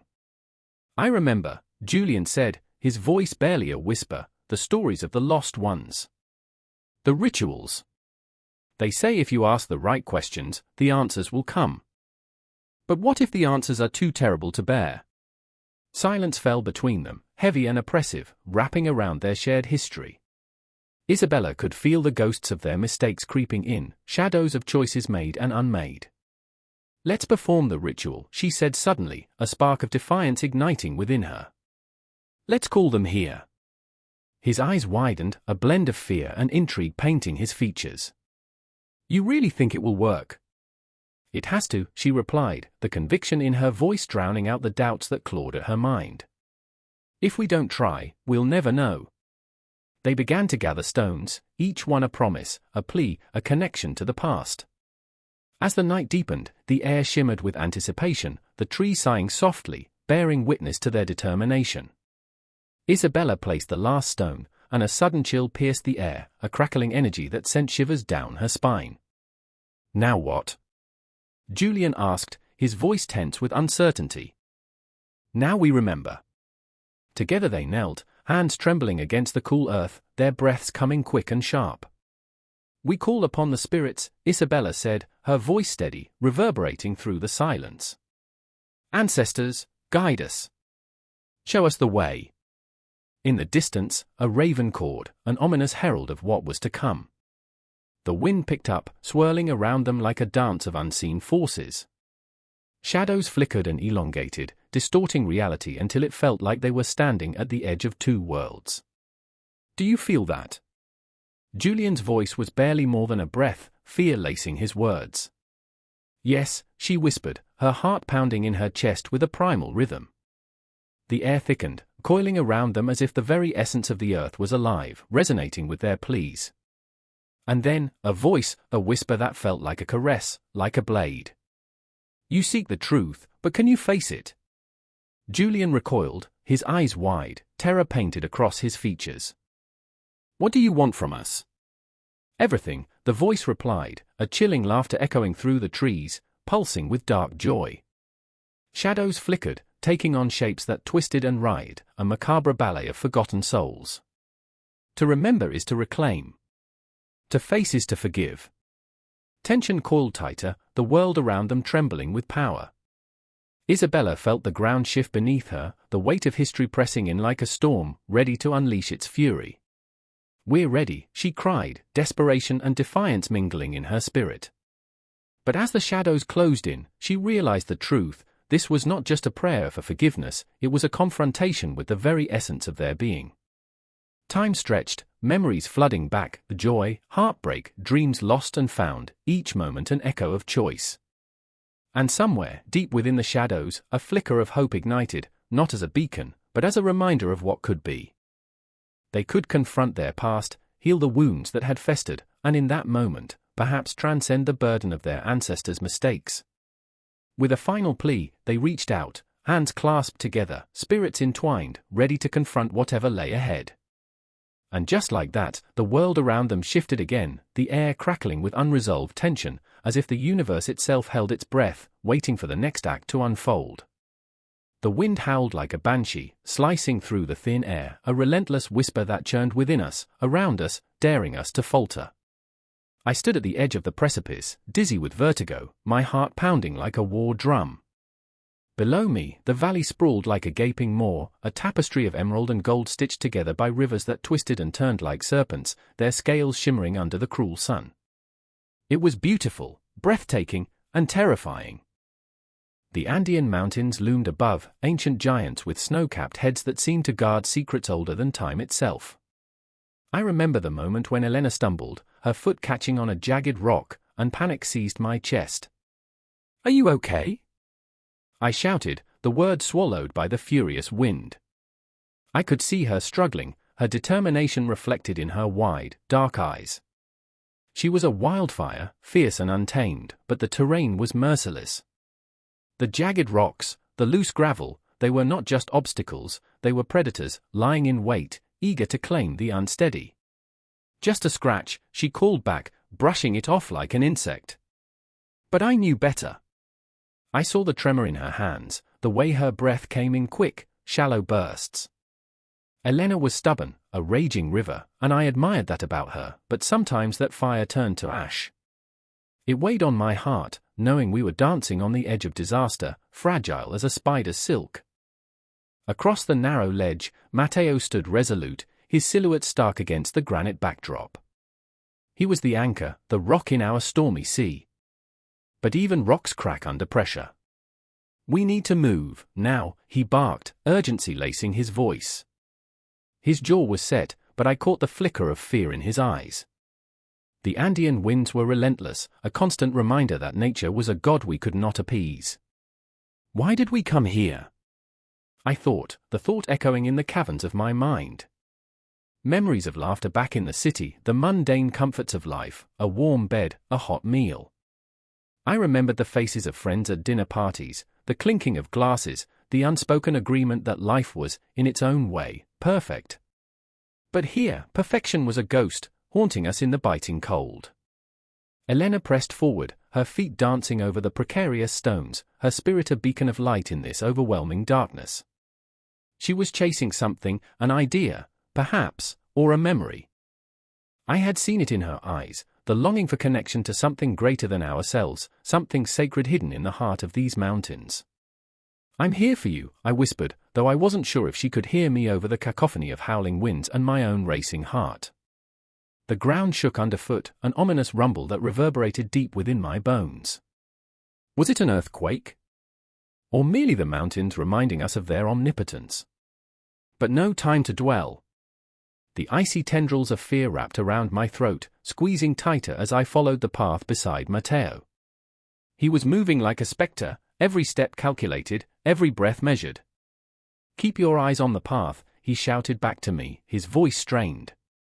I wanted to reach out, to touch his shoulder and remind him that we were in this together, but the space between us felt insurmountable.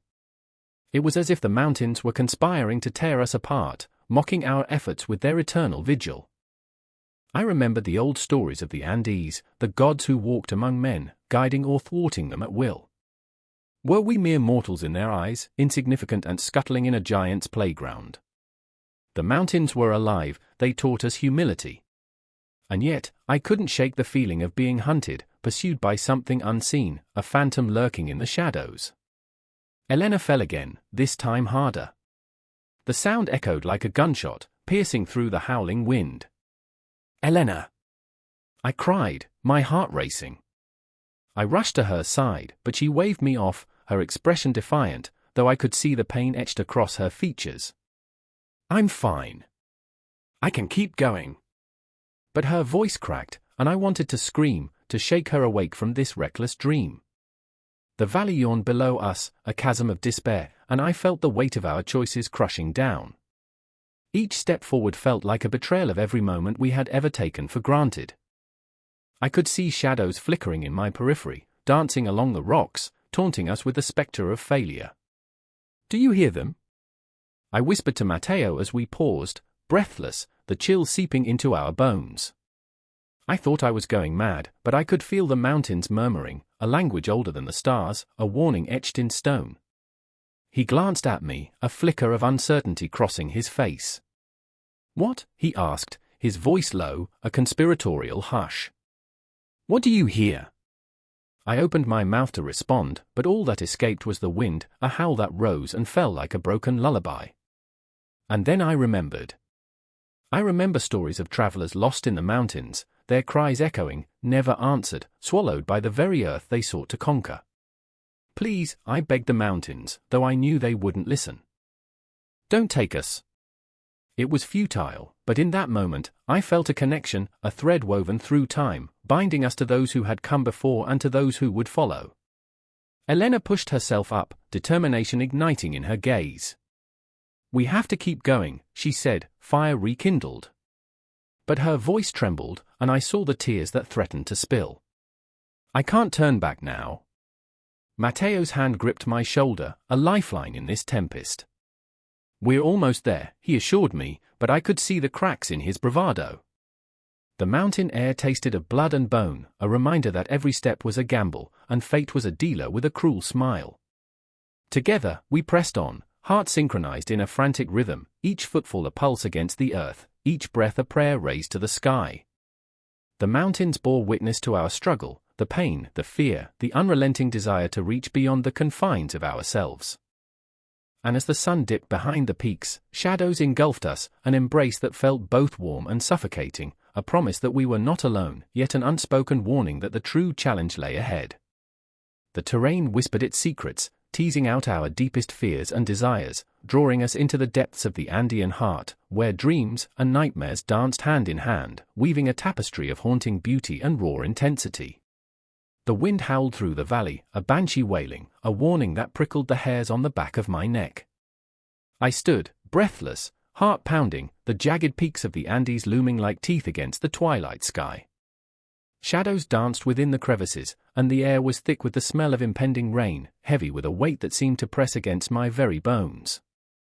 I could hear them, shuffling footsteps, whispered curses, my fellow Chasquis, the runners who carried messages across this unforgiving land, each one of us a thread in the tapestry of an empire. In the distance, I saw him, Huascar, my brother in this perilous trade. His face was a canvas of determination, but his eyes held a flicker of something darker, a fear he dared not voice. I remembered the stories of the dead men who had once run these paths, claimed by the mountain's fury or the lurking predators that prowled the night.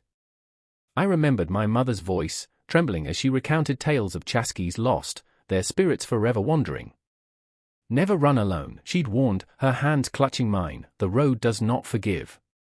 But here we were, two against the night, the storm closing in like a predator closing in on its prey.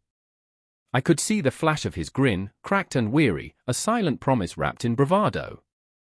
We'll make it, he said, but I felt the tremor in his words. The road ahead twisted and turned, a gnarled snake slithering through the mountains. This is madness, I muttered, the words spilling like a confession. We should wait for dawn. But Huascar shook his head, his resolve hardening into something more desperate. We both knew the Empire relied on us to deliver messages, orders, prayers. The urgency of the Empire pulsed like a heartbeat, and we were its veins, running through the terrain with each thundering footfall. As the first drops of rain began to fall, I felt a chill roll over me. The storm was not just a weather phenomenon, it was a harbinger of something darker, a reminder of the dangers that lurked in the shadows. I couldn't shake the memories of past mishaps, the Chasquis who had become entangled in a wild boar's territory, or the one who had been swallowed by the earth during a landslide. Each story a ghost, each whisper a warning that clawed at my gut. I glanced back at Huascar, and for a moment, we locked eyes, two hearts beating in sync, two souls tethered to a perilous promise. I remember the first time we ran, I said, a laugh escaping my lips, but it felt brittle and thin, a glass ornament teetering on a ledge. You thought you could outrun the sun. His laughter echoed, but it was laced with tension. And I almost did, he shot back, a shadow of pride flickering in his voice. The memories of our childhood, of races across the fields, of dreams painted against the horizon, surged like a tide. We were young then, bound by innocence and the thrill of the chase. But innocence was a luxury we could no longer afford. The road had teeth now, and it was ravenous. With each step, the shadows grew bolder, creeping closer, whispering promises of doom. Suddenly, a low growl rumbled through the trees, visceral and primal. My breath hitched. "Do you hear that?" I whispered, my voice nearly drowned by the drumming of the rain. Huascar froze, his eyes wide, the flicker of fear morphing into something raw and instinctual. And then, it came, a blur of fur and teeth, a creature born from the nightmares of our childhood. A puma, sleek and deadly, emerged from the underbrush, its golden eyes glinting with malice. It stalked us, every movement calculated, every heartbeat of the chase a reminder of our mortality. "Run!" Huascar shouted, but the command felt like a wound, fear seeping into the cracks of our resolve. We took off, legs pumping, the rhythm of our hearts matching the cadence of our footfalls. The world became a blur of rain and branches, the storm a symphony of chaos, drowning out our fears. I could feel the puma behind us, a predator born of shadows, chasing our very essence. Each breath was a battle, each heartbeat a war cry. I stumbled, mud sucking at my feet, and Huascar was there, a hand on my back, propelling me forward even as his own legs faltered beneath him. The storm continued to rage, but I could hear our ancestors whispering through the rain, echoing the ancient paths we ran, a reminder that we were not alone, that the spirits of the fallen pushed us onward. But the puma was relentless. I could feel its breath on my neck, a hot gust of despair, urging me to surrender. "We can't stop," I gasped, and Huascar nodded, determination etched on his face, but I saw the desperation creeping into his eyes. Each stride felt heavier, the weight of the road pulling at my soul. And then, in an instant, a flash of claws, a low snarl, Huascar stumbled. The world slowed, time warping around us. I turned, my heart tearing as he fell, his scream swallowed by the cacophony of the storm. "No!" The word tore from my throat, a raw, primal plea that echoed through the night. I reached for him, but the shadows engulfed him. In that moment, the road was no longer a path, it was a grave, a testament to sacrifice, a reminder that the chase is not just about speed but about the bonds we forge along the way. The puma stood poised, a spectre of death, and I felt the weight of my brother's absence hitting me like the crashing waves. I stumbled back, heart racing, breath ragged, the world collapsing into darkness. I remembered tales of lost souls, chaskies who became ghosts, forever running. I remembered Huascar's laughter, his spirit, the light snuffed out too soon. And in that moment, the road whispered its final warning. I was alone, but the echoes of my brother's courage surged through me, a flicker of defiance against the shadows. The wind howled, the rain fell, and I ran, not away from danger, but towards a legacy woven into the fabric of the earth itself. The storm raged, but I was alive, a chaski still running, the heart of the empire pounding within me. And though I could not see what lay ahead, I knew the road would always be there, twisting and turning, a relentless chase through the very fabric of time. The air crackled with tension, stinging like a raw wound. A young mother clutched her child tightly as shadows danced across the cracked pavement of the city square, a haunting echo of the chaos that had erupted just moments before. The distant rumble of artillery, like the growl of a hungry beast, made the ground tremble beneath her feet. She could feel her heart racing in her chest, a frantic drumbeat of dread. This was no ordinary day in the city, it was charged with a heavy, foreboding energy, a palpable anxiety that clung to the air like smoke. "Stay close," she whispered, her voice trembling as she glanced around, eyes wide and searching. The child's tiny hands grasped the fabric of her cloak, their innocence wrapped in terror. The echoes of a world on the brink of collapse surrounded them, the cries of the wounded, the shouts of the armed men, the crack of gunfire. It enveloped them, a dark shroud that threatened to swallow them whole. Across the square, Samuel stood against the wall of a crumbling building, his heart pounding a frantic rhythm that matched the chaos. He was a journalist, once devoted to the ideals of truth and integrity, now grappling with the ghosts of his own convictions. "What do you report when the truth is a casualty?" he muttered under his breath. His hands shook as he fumbled with the camera, the weight of his choice pressing down on him like lead. He could document the suffering, the blood on the streets, or he could turn away, become just another coward in a city that had lost its heart. But the images filled his mind, faces he couldn't erase, eyes wide with fear, silent screams that clawed at his conscience.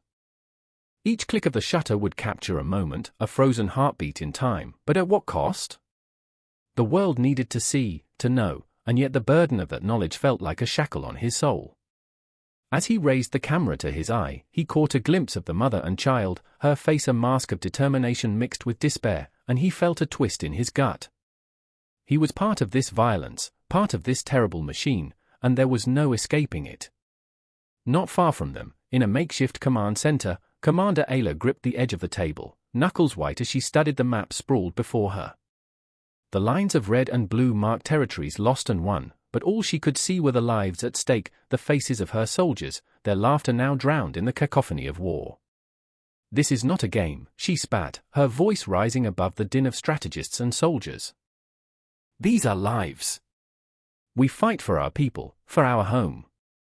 Yet, in the silence that followed, doubt seeped into her heart like poison. She had watched too many men march into battle, their spirits high, only to be swept away by the tide of violence. She could still hear their laughter echoing in the barracks, hear them tease her, call her the Iron Fist. But the iron was cracking, splintering under the weight of decisions that haunted her dreams. She remembered the way the sun had glinted off their helmets, the promise of a new dawn, and how quickly it had turned into darkness. "Commander!" A voice broke through her reverie, snapping her back to the present. A young lieutenant, eyes wide with urgency, thrust a report into her hands. "The enemy advances. We need to decide, now." Ayla's heart raced as she scanned the words, the implications unraveling in her mind. Each possibility felt like a choice between lives lost and lives saved, a heart-wrenching calculation that left her breathless. "We must hold the line," she finally said, her voice cracking, but resolute. Even as the words left her lips, she felt the weight of the decision pressing down, a shadow that threatened to consume her. The mother, Samuel, and Ayla, their paths intersected in this maelstrom of conflict, each grappling with their own demons. The mother's fierce love for her child strove against the chaos, an unwavering flame flickering in the darkness. Samuel's quest for truth clashed with his growing understanding of the horrors he documented, the heartbreak of a world unraveling. And Ayla, burdened with the responsibility of command, felt the invisible chains of duty constraining her, the lives of her comrades resting on her shoulders. "Do you remember?" the mother whispered to her child, clutching a tattered photograph, a memory of laughter and joy from another life. "We will find a way." The words trembled on her lips, a fragile promise amidst the storm. The child nodded, eyes wide, believing in the simple hope of a mother's love, a beacon in the raging storm of war. In the command center, as Ayla prepared to issue the orders that would send her men into the fray, she felt the weight of countless decisions pressing down upon her, each one drenched in blood and sacrifice. "I remember," she murmured, the words catching in her throat. "I remember when peace was a dream, not a distant memory." And in that moment, Samuel captured the look on her face, a blend of fear, determination, and a flicker of hope. The shutter clicked, and the world paused, a snapshot of raw humanity caught between the pendulum of war and peace. He felt a rush of urgency, a desperate need to convey this moment, to bring it to the world, to make them see what they were losing. The chaos swirled around them, a tempest of noise and fury, but within that chaos lay the raw essence of life itself, fragile, beautiful, and hauntingly fleeting. As decisions were made and orders shouted, the mother held her child close, Ayla prepared for battle, and Samuel captured the truth, the heartbeats of a world teetering on the edge, caught in the relentless grip of war and the fragile whisper of peace. The clock ticked on, each second heavy with possibility, and as the sun dipped below the horizon, a shiver of foreboding washed over the land. The shadows lengthened, and with them came the ghosts of choices yet to be made, the echoes of dreams deferred.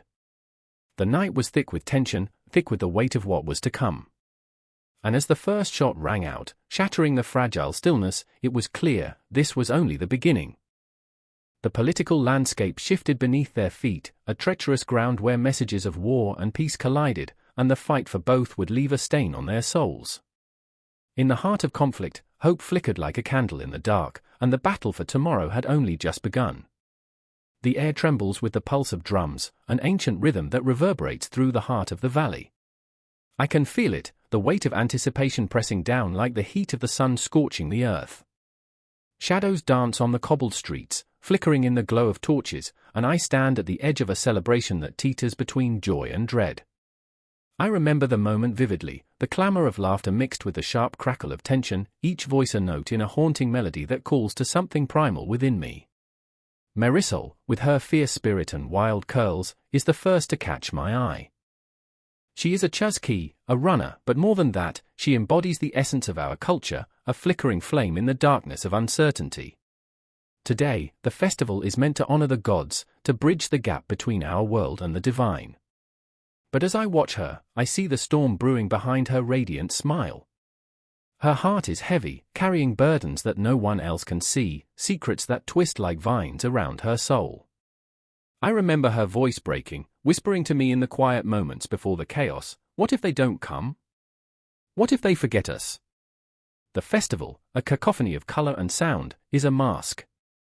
Beneath the surface lies a truth darker than the night itself. Amidst the laughter and the vibrant costumes, the spectral echoes of lives lost whisper through the air, ghosts of ancestors who sacrificed everything to preserve our way of life. And as Marisol takes off, her feet eating the ground beneath her, I realize she carries more than messages, she carries the weight of our history, a legacy written in sweat and tears. Then there's Mateo, my brother, whose laughter rings out like a bell, bright and carefree. But beneath that jester's exterior lies a heart that aches with unspoken fears. He juggles the festival's offerings, oranges and corn, a show for the crowd, but his eyes dart nervously to the horizon, where dark clouds loom ominously. I can sense it, the pressure building, like a dam ready to burst. I remember the stories he told me as a child, tales of gods who grew angry, who demanded offerings beyond mere fruits and flowers. They want blood, he laughed then, but the laughter now is tinged with something darker, an edge that cuts deeper than any blade. "Look, Marisol's running," a voice calls, snapping me back to the moment. The crowd erupts, a wave of exhilaration surging through us. She is swift, a blur of color darting through the throngs of people. Each stride she takes feels like a heartbeat, echoing in my chest. "They're watching!" I shout, my words swallowed by the cheers, yet I know the truth, the gods may be watching, but so are our enemies. A chill runs down my spine as I spot them, the figures lurking on the outskirts, cloaked in shadows, their intentions masked. I remember the warnings, whispers of betrayal rustling through the village like dry leaves in the wind. My heart quickens, pounding in rhythm with the drums.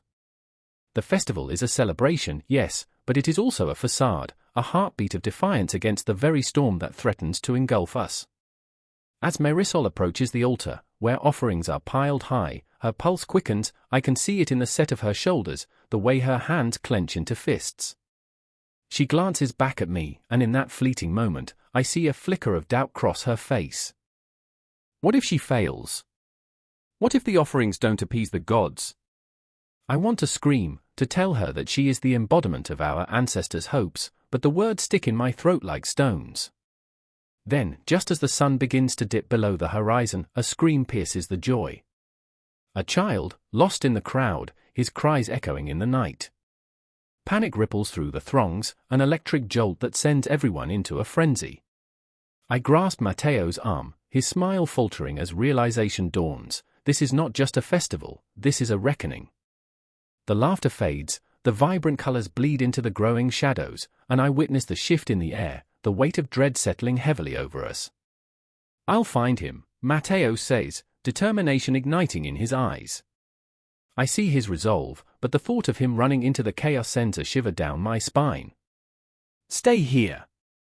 I call, but he's already off, weaving through the throng like a fallen star racing towards the ground. And there is Marisol, rooted at the altar, a beacon amidst the rising tide of despair. "We need to keep going," she shouts, her voice a clarion call echoing through our collective fear.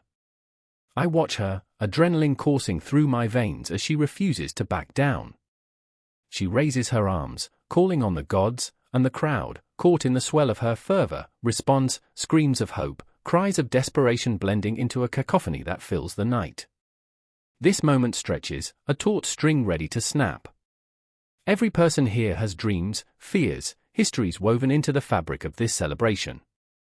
The air crackles with possibility and dread, a delicate balance hanging by a thread. I remember the stories, I whisper to myself, the words almost lost in the whirlwind. I remember the sacrifices, the blood, the love. As the drums beat louder, as the shadows loom closer, I feel the weight of the past, present, and future crashing together in a chaotic dance. The festival is a mirror, reflecting not just our joys but our deepest fears. What will become of us if we fail? What legacy do we leave behind? As I look into Marisol's eyes, a shared understanding passes between us, a realization that our fates are intertwined. And in that moment, I know that the Chasqui's role goes beyond mere messages. It is about embodying our hopes, carrying our stories, and standing as sentinels against the encroaching night. The festival is more than celebration, it's a battle cry. With every heartbeat, every breath, we remind the gods and ourselves that we are here, that we are alive. The clash of joy and fear, tradition and change, echoes through the valley as the festival spirals into chaos, but I remain fixed on Marisol, on Mateo, on the essence of what it means to be alive in a world that teeters on the brink. The drums, the laughter, the cries, they weave together, and I know this moment will linger, haunting and beautiful, forever etched into the very soul of who we are. The wind howled like a wounded beast, sending shivers through the air as if the very earth trembled in anticipation. The sun was a blood-orange bruise on the horizon, casting long shadows that clawed at the edges of the village. In the heart of it all, a young messenger named Mateo stood, his breath quickening with every pulse of the drums echoing from the direction of the Spanish encampment. His hands trembled, the weight of his duty heavy as an iron chain around his neck. This was no ordinary day. This was the moment when everything would shatter, when the fragile threads of his world would unravel before his eyes. I remember when whispers carried secrets, not the scent of gunpowder, he thought, a bitter taste in his mouth. He was just a boy, but burdened with the knowledge that message after message had been stained with fear. The Spanish were marching closer, their ambitions a dark storm cloud threatening to swallow everything in its path. If only he could send one more message, one more cry for help to the neighboring tribes. But the roads were fraught with peril, and the air crackled with the tension of unspoken dread. Then there was Lucia, the fierce warrior, her spirit a wildfire in the quiet night. She stood by the edge of the village, eyes fixed on the horizon, muscles coiled like a bowstring. She had always been the protector, the fierce guardian of their home, but today, doubt gnawed at her. She had seen too many friends fall to the invaders, their laughter silenced like a broken flute. "Why do I fight?" she asked the stars, but they offered no comforting answers. Instead, they blinked down with indifferent eyes, reminding her that the cosmos spun on, oblivious to her turmoil. In the shadow of the mountains, a figure emerged, Emilio, the village elder, a man weathered by time and loss. His heart ached for the past, the memories of a time when the land sang with life, not the shouts of conquerors. He had delivered messages of hope once, but now his voice was a whisper against the roar of change. He clutched a tattered piece of parchment, the last remnants of a letter that had once promised safety. What good is a messenger who cannot bring good news, he pondered, the weight of history pressing down upon him like a shroud. The silence was shattered by a scream, a chilling note that ricocheted off the walls of their very souls, snapping them into focus. Mateo's heart raced, and without conscious thought, he took off toward the sound, the world blurring around him. He could feel Lucia's presence, a fire at his back, and Emilio's wisdom lingered in his mind like an echo from the past. Each step felt like a promise, a resolve to change the story that was being written, to alter the fate that seemed so set in stone. Racing through the village, the scents of earth and smoke intertwined. The shadows danced like specters, and with each heartbeat, the realization crashed down on Matteo: this was not just a battle for land, but for existence. He had to reach the council, the last bastion of hope. He could hear the frantic whispers of his comrades urging him on. Speed, Matteo! The message must be sent. But the heavy hand of fate gripped him even tighter when he saw them. Spanish soldiers, their armor glinting malevolently, like teeth ready to bite. They were not just conquerors, they were harbingers of despair, and he was nothing but a mere boy in their path. His heart pounded in his chest, a frantic tattoo of fear and duty. He ducked behind a crumbling wall, the cold stone pressing against his back, grounding him in that moment, reminding him of the past. He remembered the tales his mother had told him, of heroes who stood against the tide. But I am not a hero, he whispered into the swirling dust, and the universe seemed to swallow his words. Lucia had seen them too, her resolve hardening like steel. She felt the fire in her veins, the warrior spirit rising to the surface. They think they can take everything, she thought, rage flooding her soul. But they will not take our home. With a fierce cry that echoed into the darkening sky, she charged toward the soldiers, her blade gleaming like a shooting star. She was a tempest unleashed, a force of nature that could no longer be contained. But would it be enough? The thought lingered in the air like smoke, choking and oppressive. Emilio stood at the edge, watching the chaos unfold, torn between his age-old wisdom and the raw, desperate need to protect. What have we become? He challenged the stars, feeling the invisible chains of history bind them. He picked up a staff, once a symbol of peace, now a weapon for their survival. I will not allow our story to end in sorrow, he murmured, forged anew by the flames of desperation. As Matteo crouched, heart racing, he felt the weight of their struggles, the agony of their choices.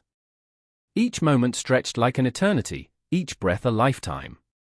He was their messenger, but what message could he possibly carry when the world itself was breaking apart? A flicker of resolve ignited within him. He could not allow fear to extinguish the spark of hope.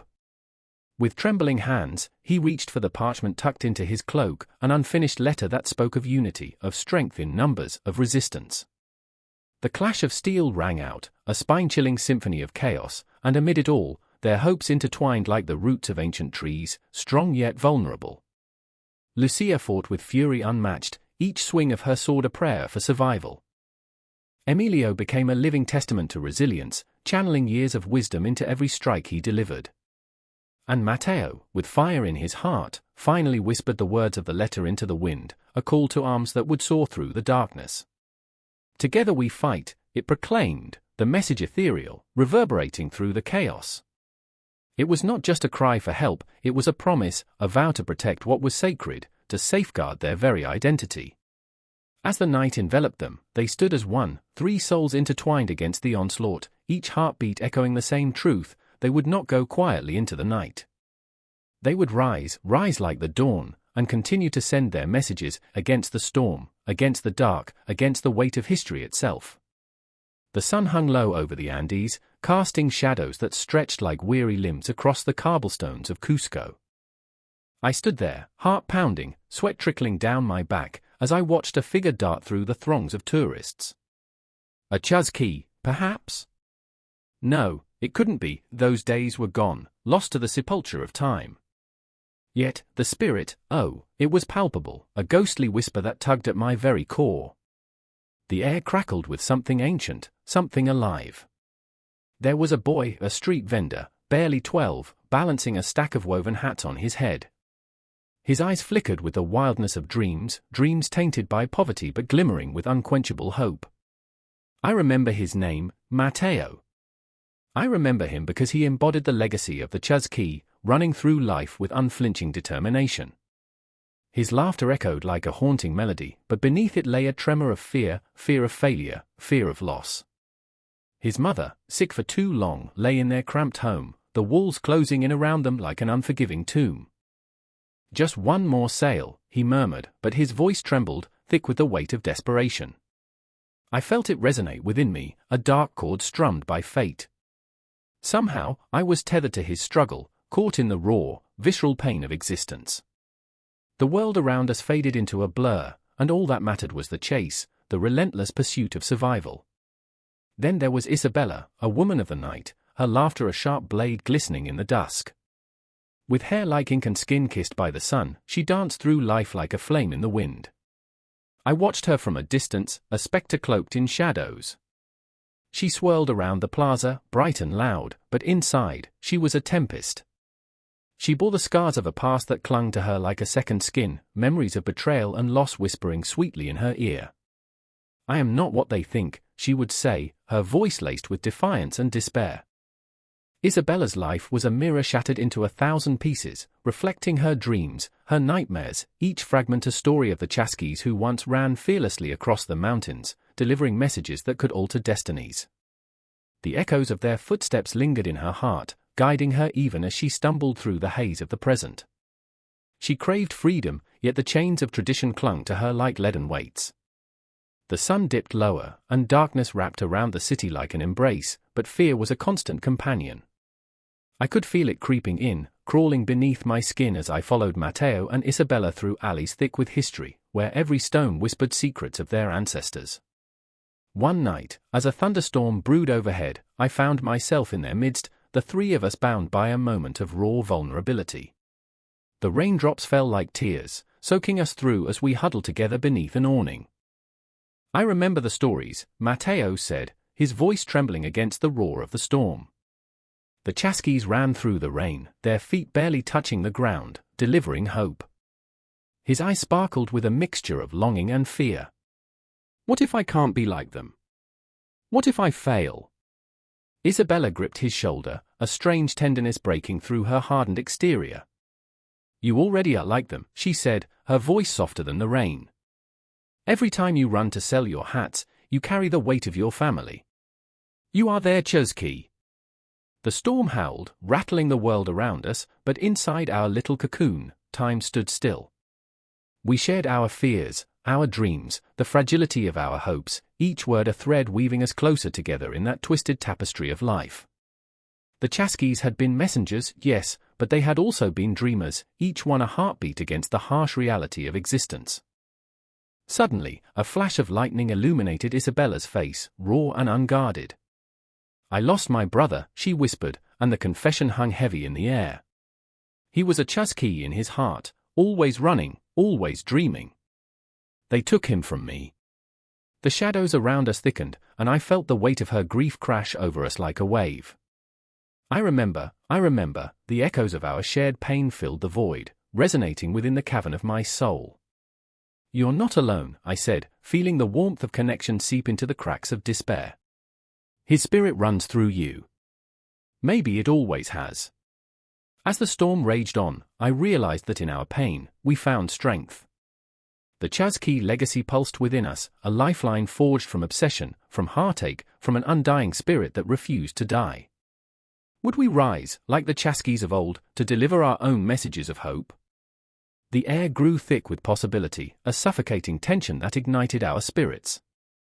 We clung to each other, refusing to let go, refusing to be swallowed whole by the darkness. And in that moment, I saw the flicker of something profound, a bond that connected us across centuries, across pain and triumph. We were the modern-day Chaskis, carrying the weight of our ancestors on our backs, running through the shadows, past the ghosts that haunted the streets of Cusco.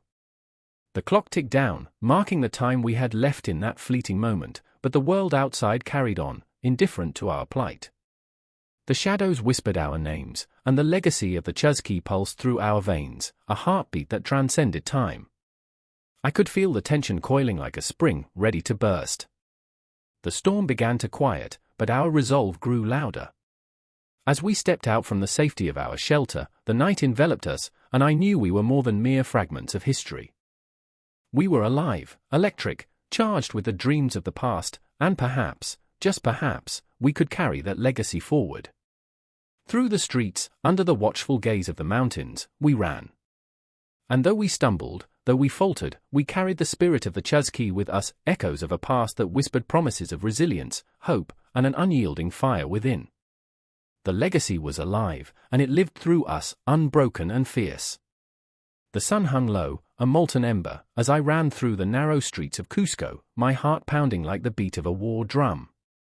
The air thickened with the smell of roasting corn, and the distant laughter of children echoed like a haunting melody against the ancient stones. Faster! I urged myself, but the earth felt like quicksand beneath my feet. Each breath carved a deeper groove of desperation in my chest. I had to deliver the message, no matter the cost. The urgency, the weight of what I carried, wrapped around me like a serpent.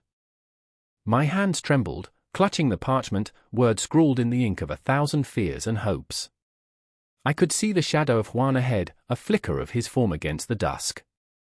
He was the bravest of us all, but even his courage faltered when the whispers of the night grew loud. What if it's too late? I thought, panic flooding my veins. Juan turned, the look in his eyes sending a shiver down my spine. Fear? Regret? Or was it the weight of the world? Did you see them? He gasped, his voice barely a whisper, but it carried the weight of impending doom. They're close. I didn't need to answer. We both knew the stories, the tales of the messengers who had come before us, their blood staining the very ground we stood upon. We have to move, I urged, desperation clawing at my throat. If we don't, a scream shattered the air, raw and piercing, and every inch of me froze. It came from the direction of the valley, where shadows danced like specters, alive with the threat of violence. I felt my heart hitch. I remembered too well the day when fear became a constant companion in our lives. The villagers had whispered of the omens, the dark figures, like ghosts from a forgotten past. I had laughed it off. After all, I was young, foolish, invincible. Now, as the sun dipped below the horizon, I could feel the cold tendrils of doubt wrap around my throat. Juan's grip tightened on my arm, grounding me in that terrifying moment. We can't let fear win, he said, but his voice wavered. I could see the ghosts of his own nightmares swirling in his eyes, each a fragment of a past he had tried to bury under a facade of bravery.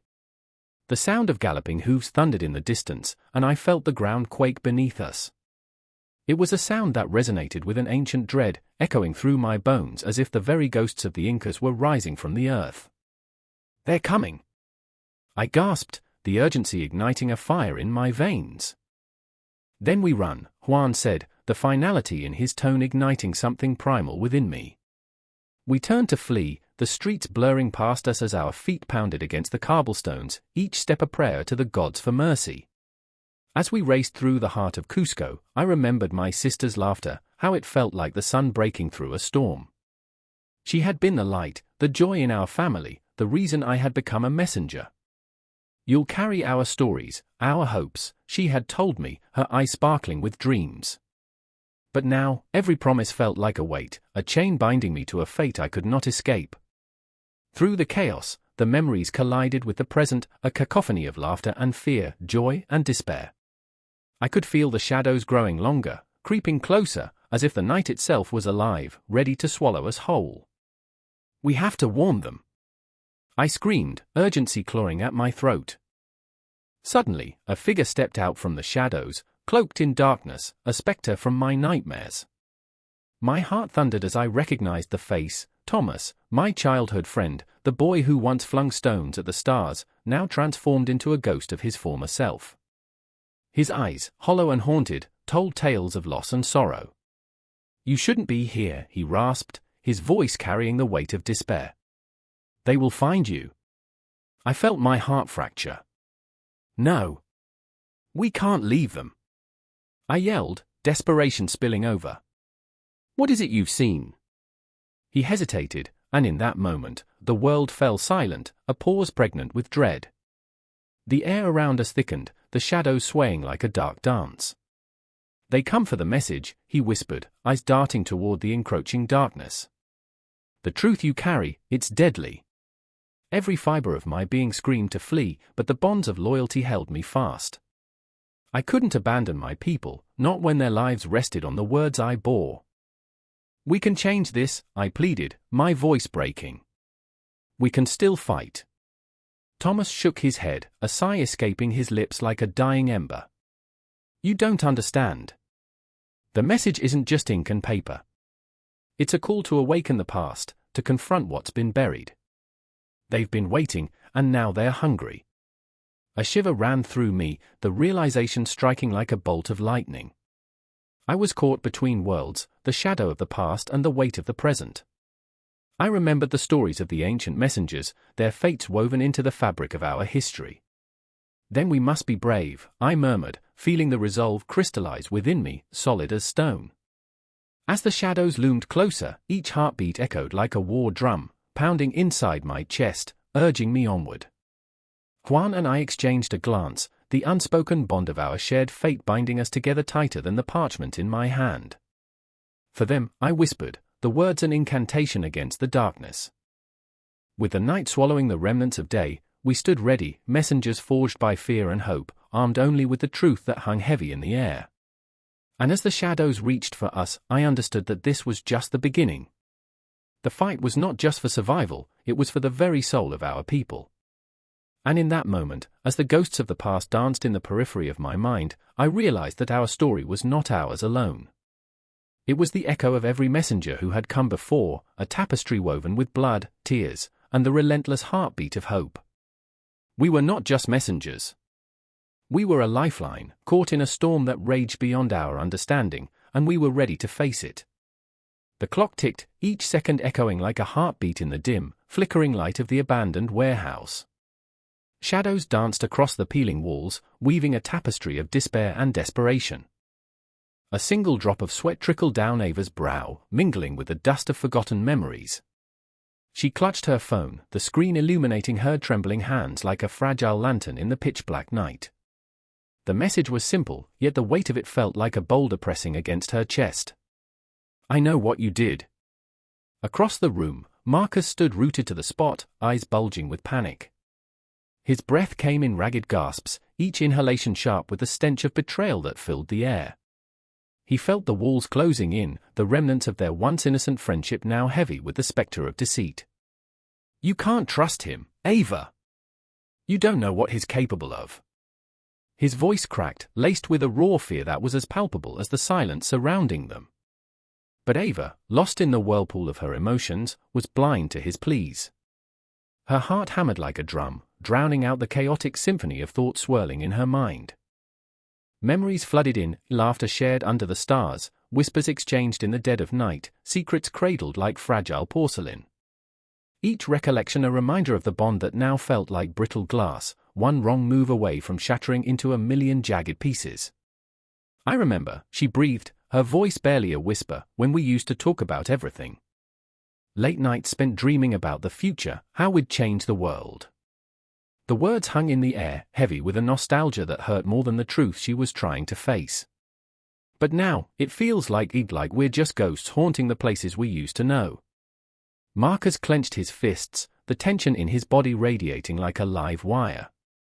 You don't have to go down this path, Ava. You don't need to engage with him. He's a monster. His voice rose, crackling with desperation. The room felt electric with unspoken tension, the air thick with unresolved conflict. Tonight was supposed to be different, an escape from their tangled lives, a moment to breathe amidst the chaos.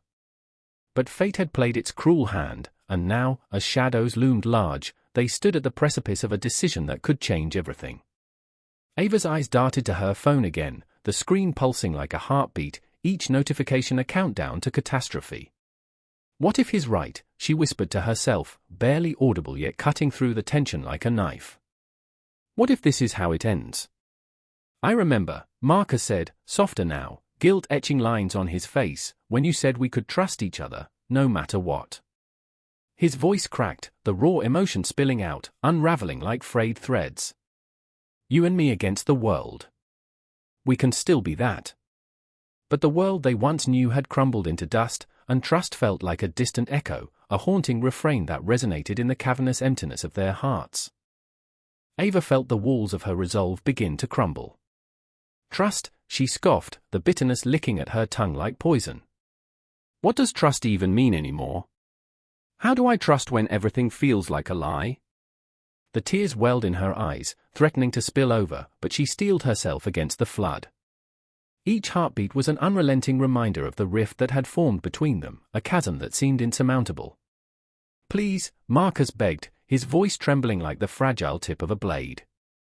"Let me help you. We can face this together. I won't let you navigate this alone."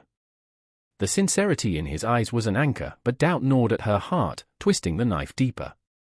And then, like thunder in the stillness, a notification chimed, a haunting harbinger of the truth that lay ahead. Ava's eyes widened, her breath hitching as she read the message. "Meet me at the old bridge. Midnight." It felt like a death knell, ringing through the quiet of the warehouse, echoing through the hollows of her soul. "Don't go," Marcus pleaded, desperation clawing at his throat. "I can't lose you to this. Not like this."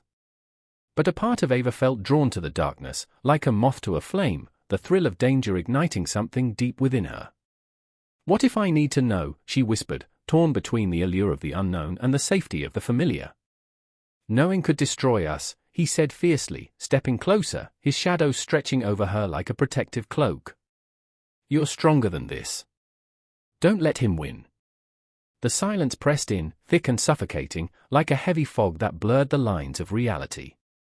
Ava felt the weight of his words, the truth of them seeping in, battling against the hurricane of emotions inside her. "I remember," she murmured, the memory swirling like autumn leaves caught in a tempest. "We were fearless. We were unstoppable." But the fear that gripped her heart now felt all-consuming, drowning out the echoes of their shared dreams.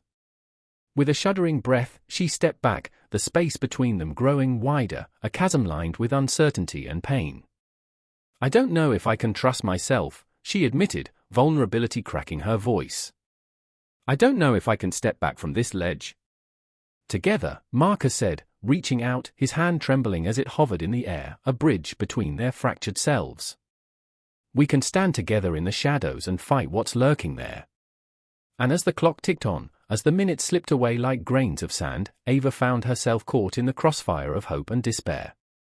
There was no turning back now, no simple solution to the chaos that had unraveled their lives. "I remember," she said, her voice stronger now, taking a step forward, "when we believed in the power of words. Of messages sent with heart, not malice." The warehouse fell silent, thick with unspoken promises and the weight of decisions yet to be made. Outside, the night pressed on, a blanket of stars watching as fate hung in the balance, each moment a thread weaving them deeper into an unseen tapestry of communication, love, betrayal, and the lines that connect them all.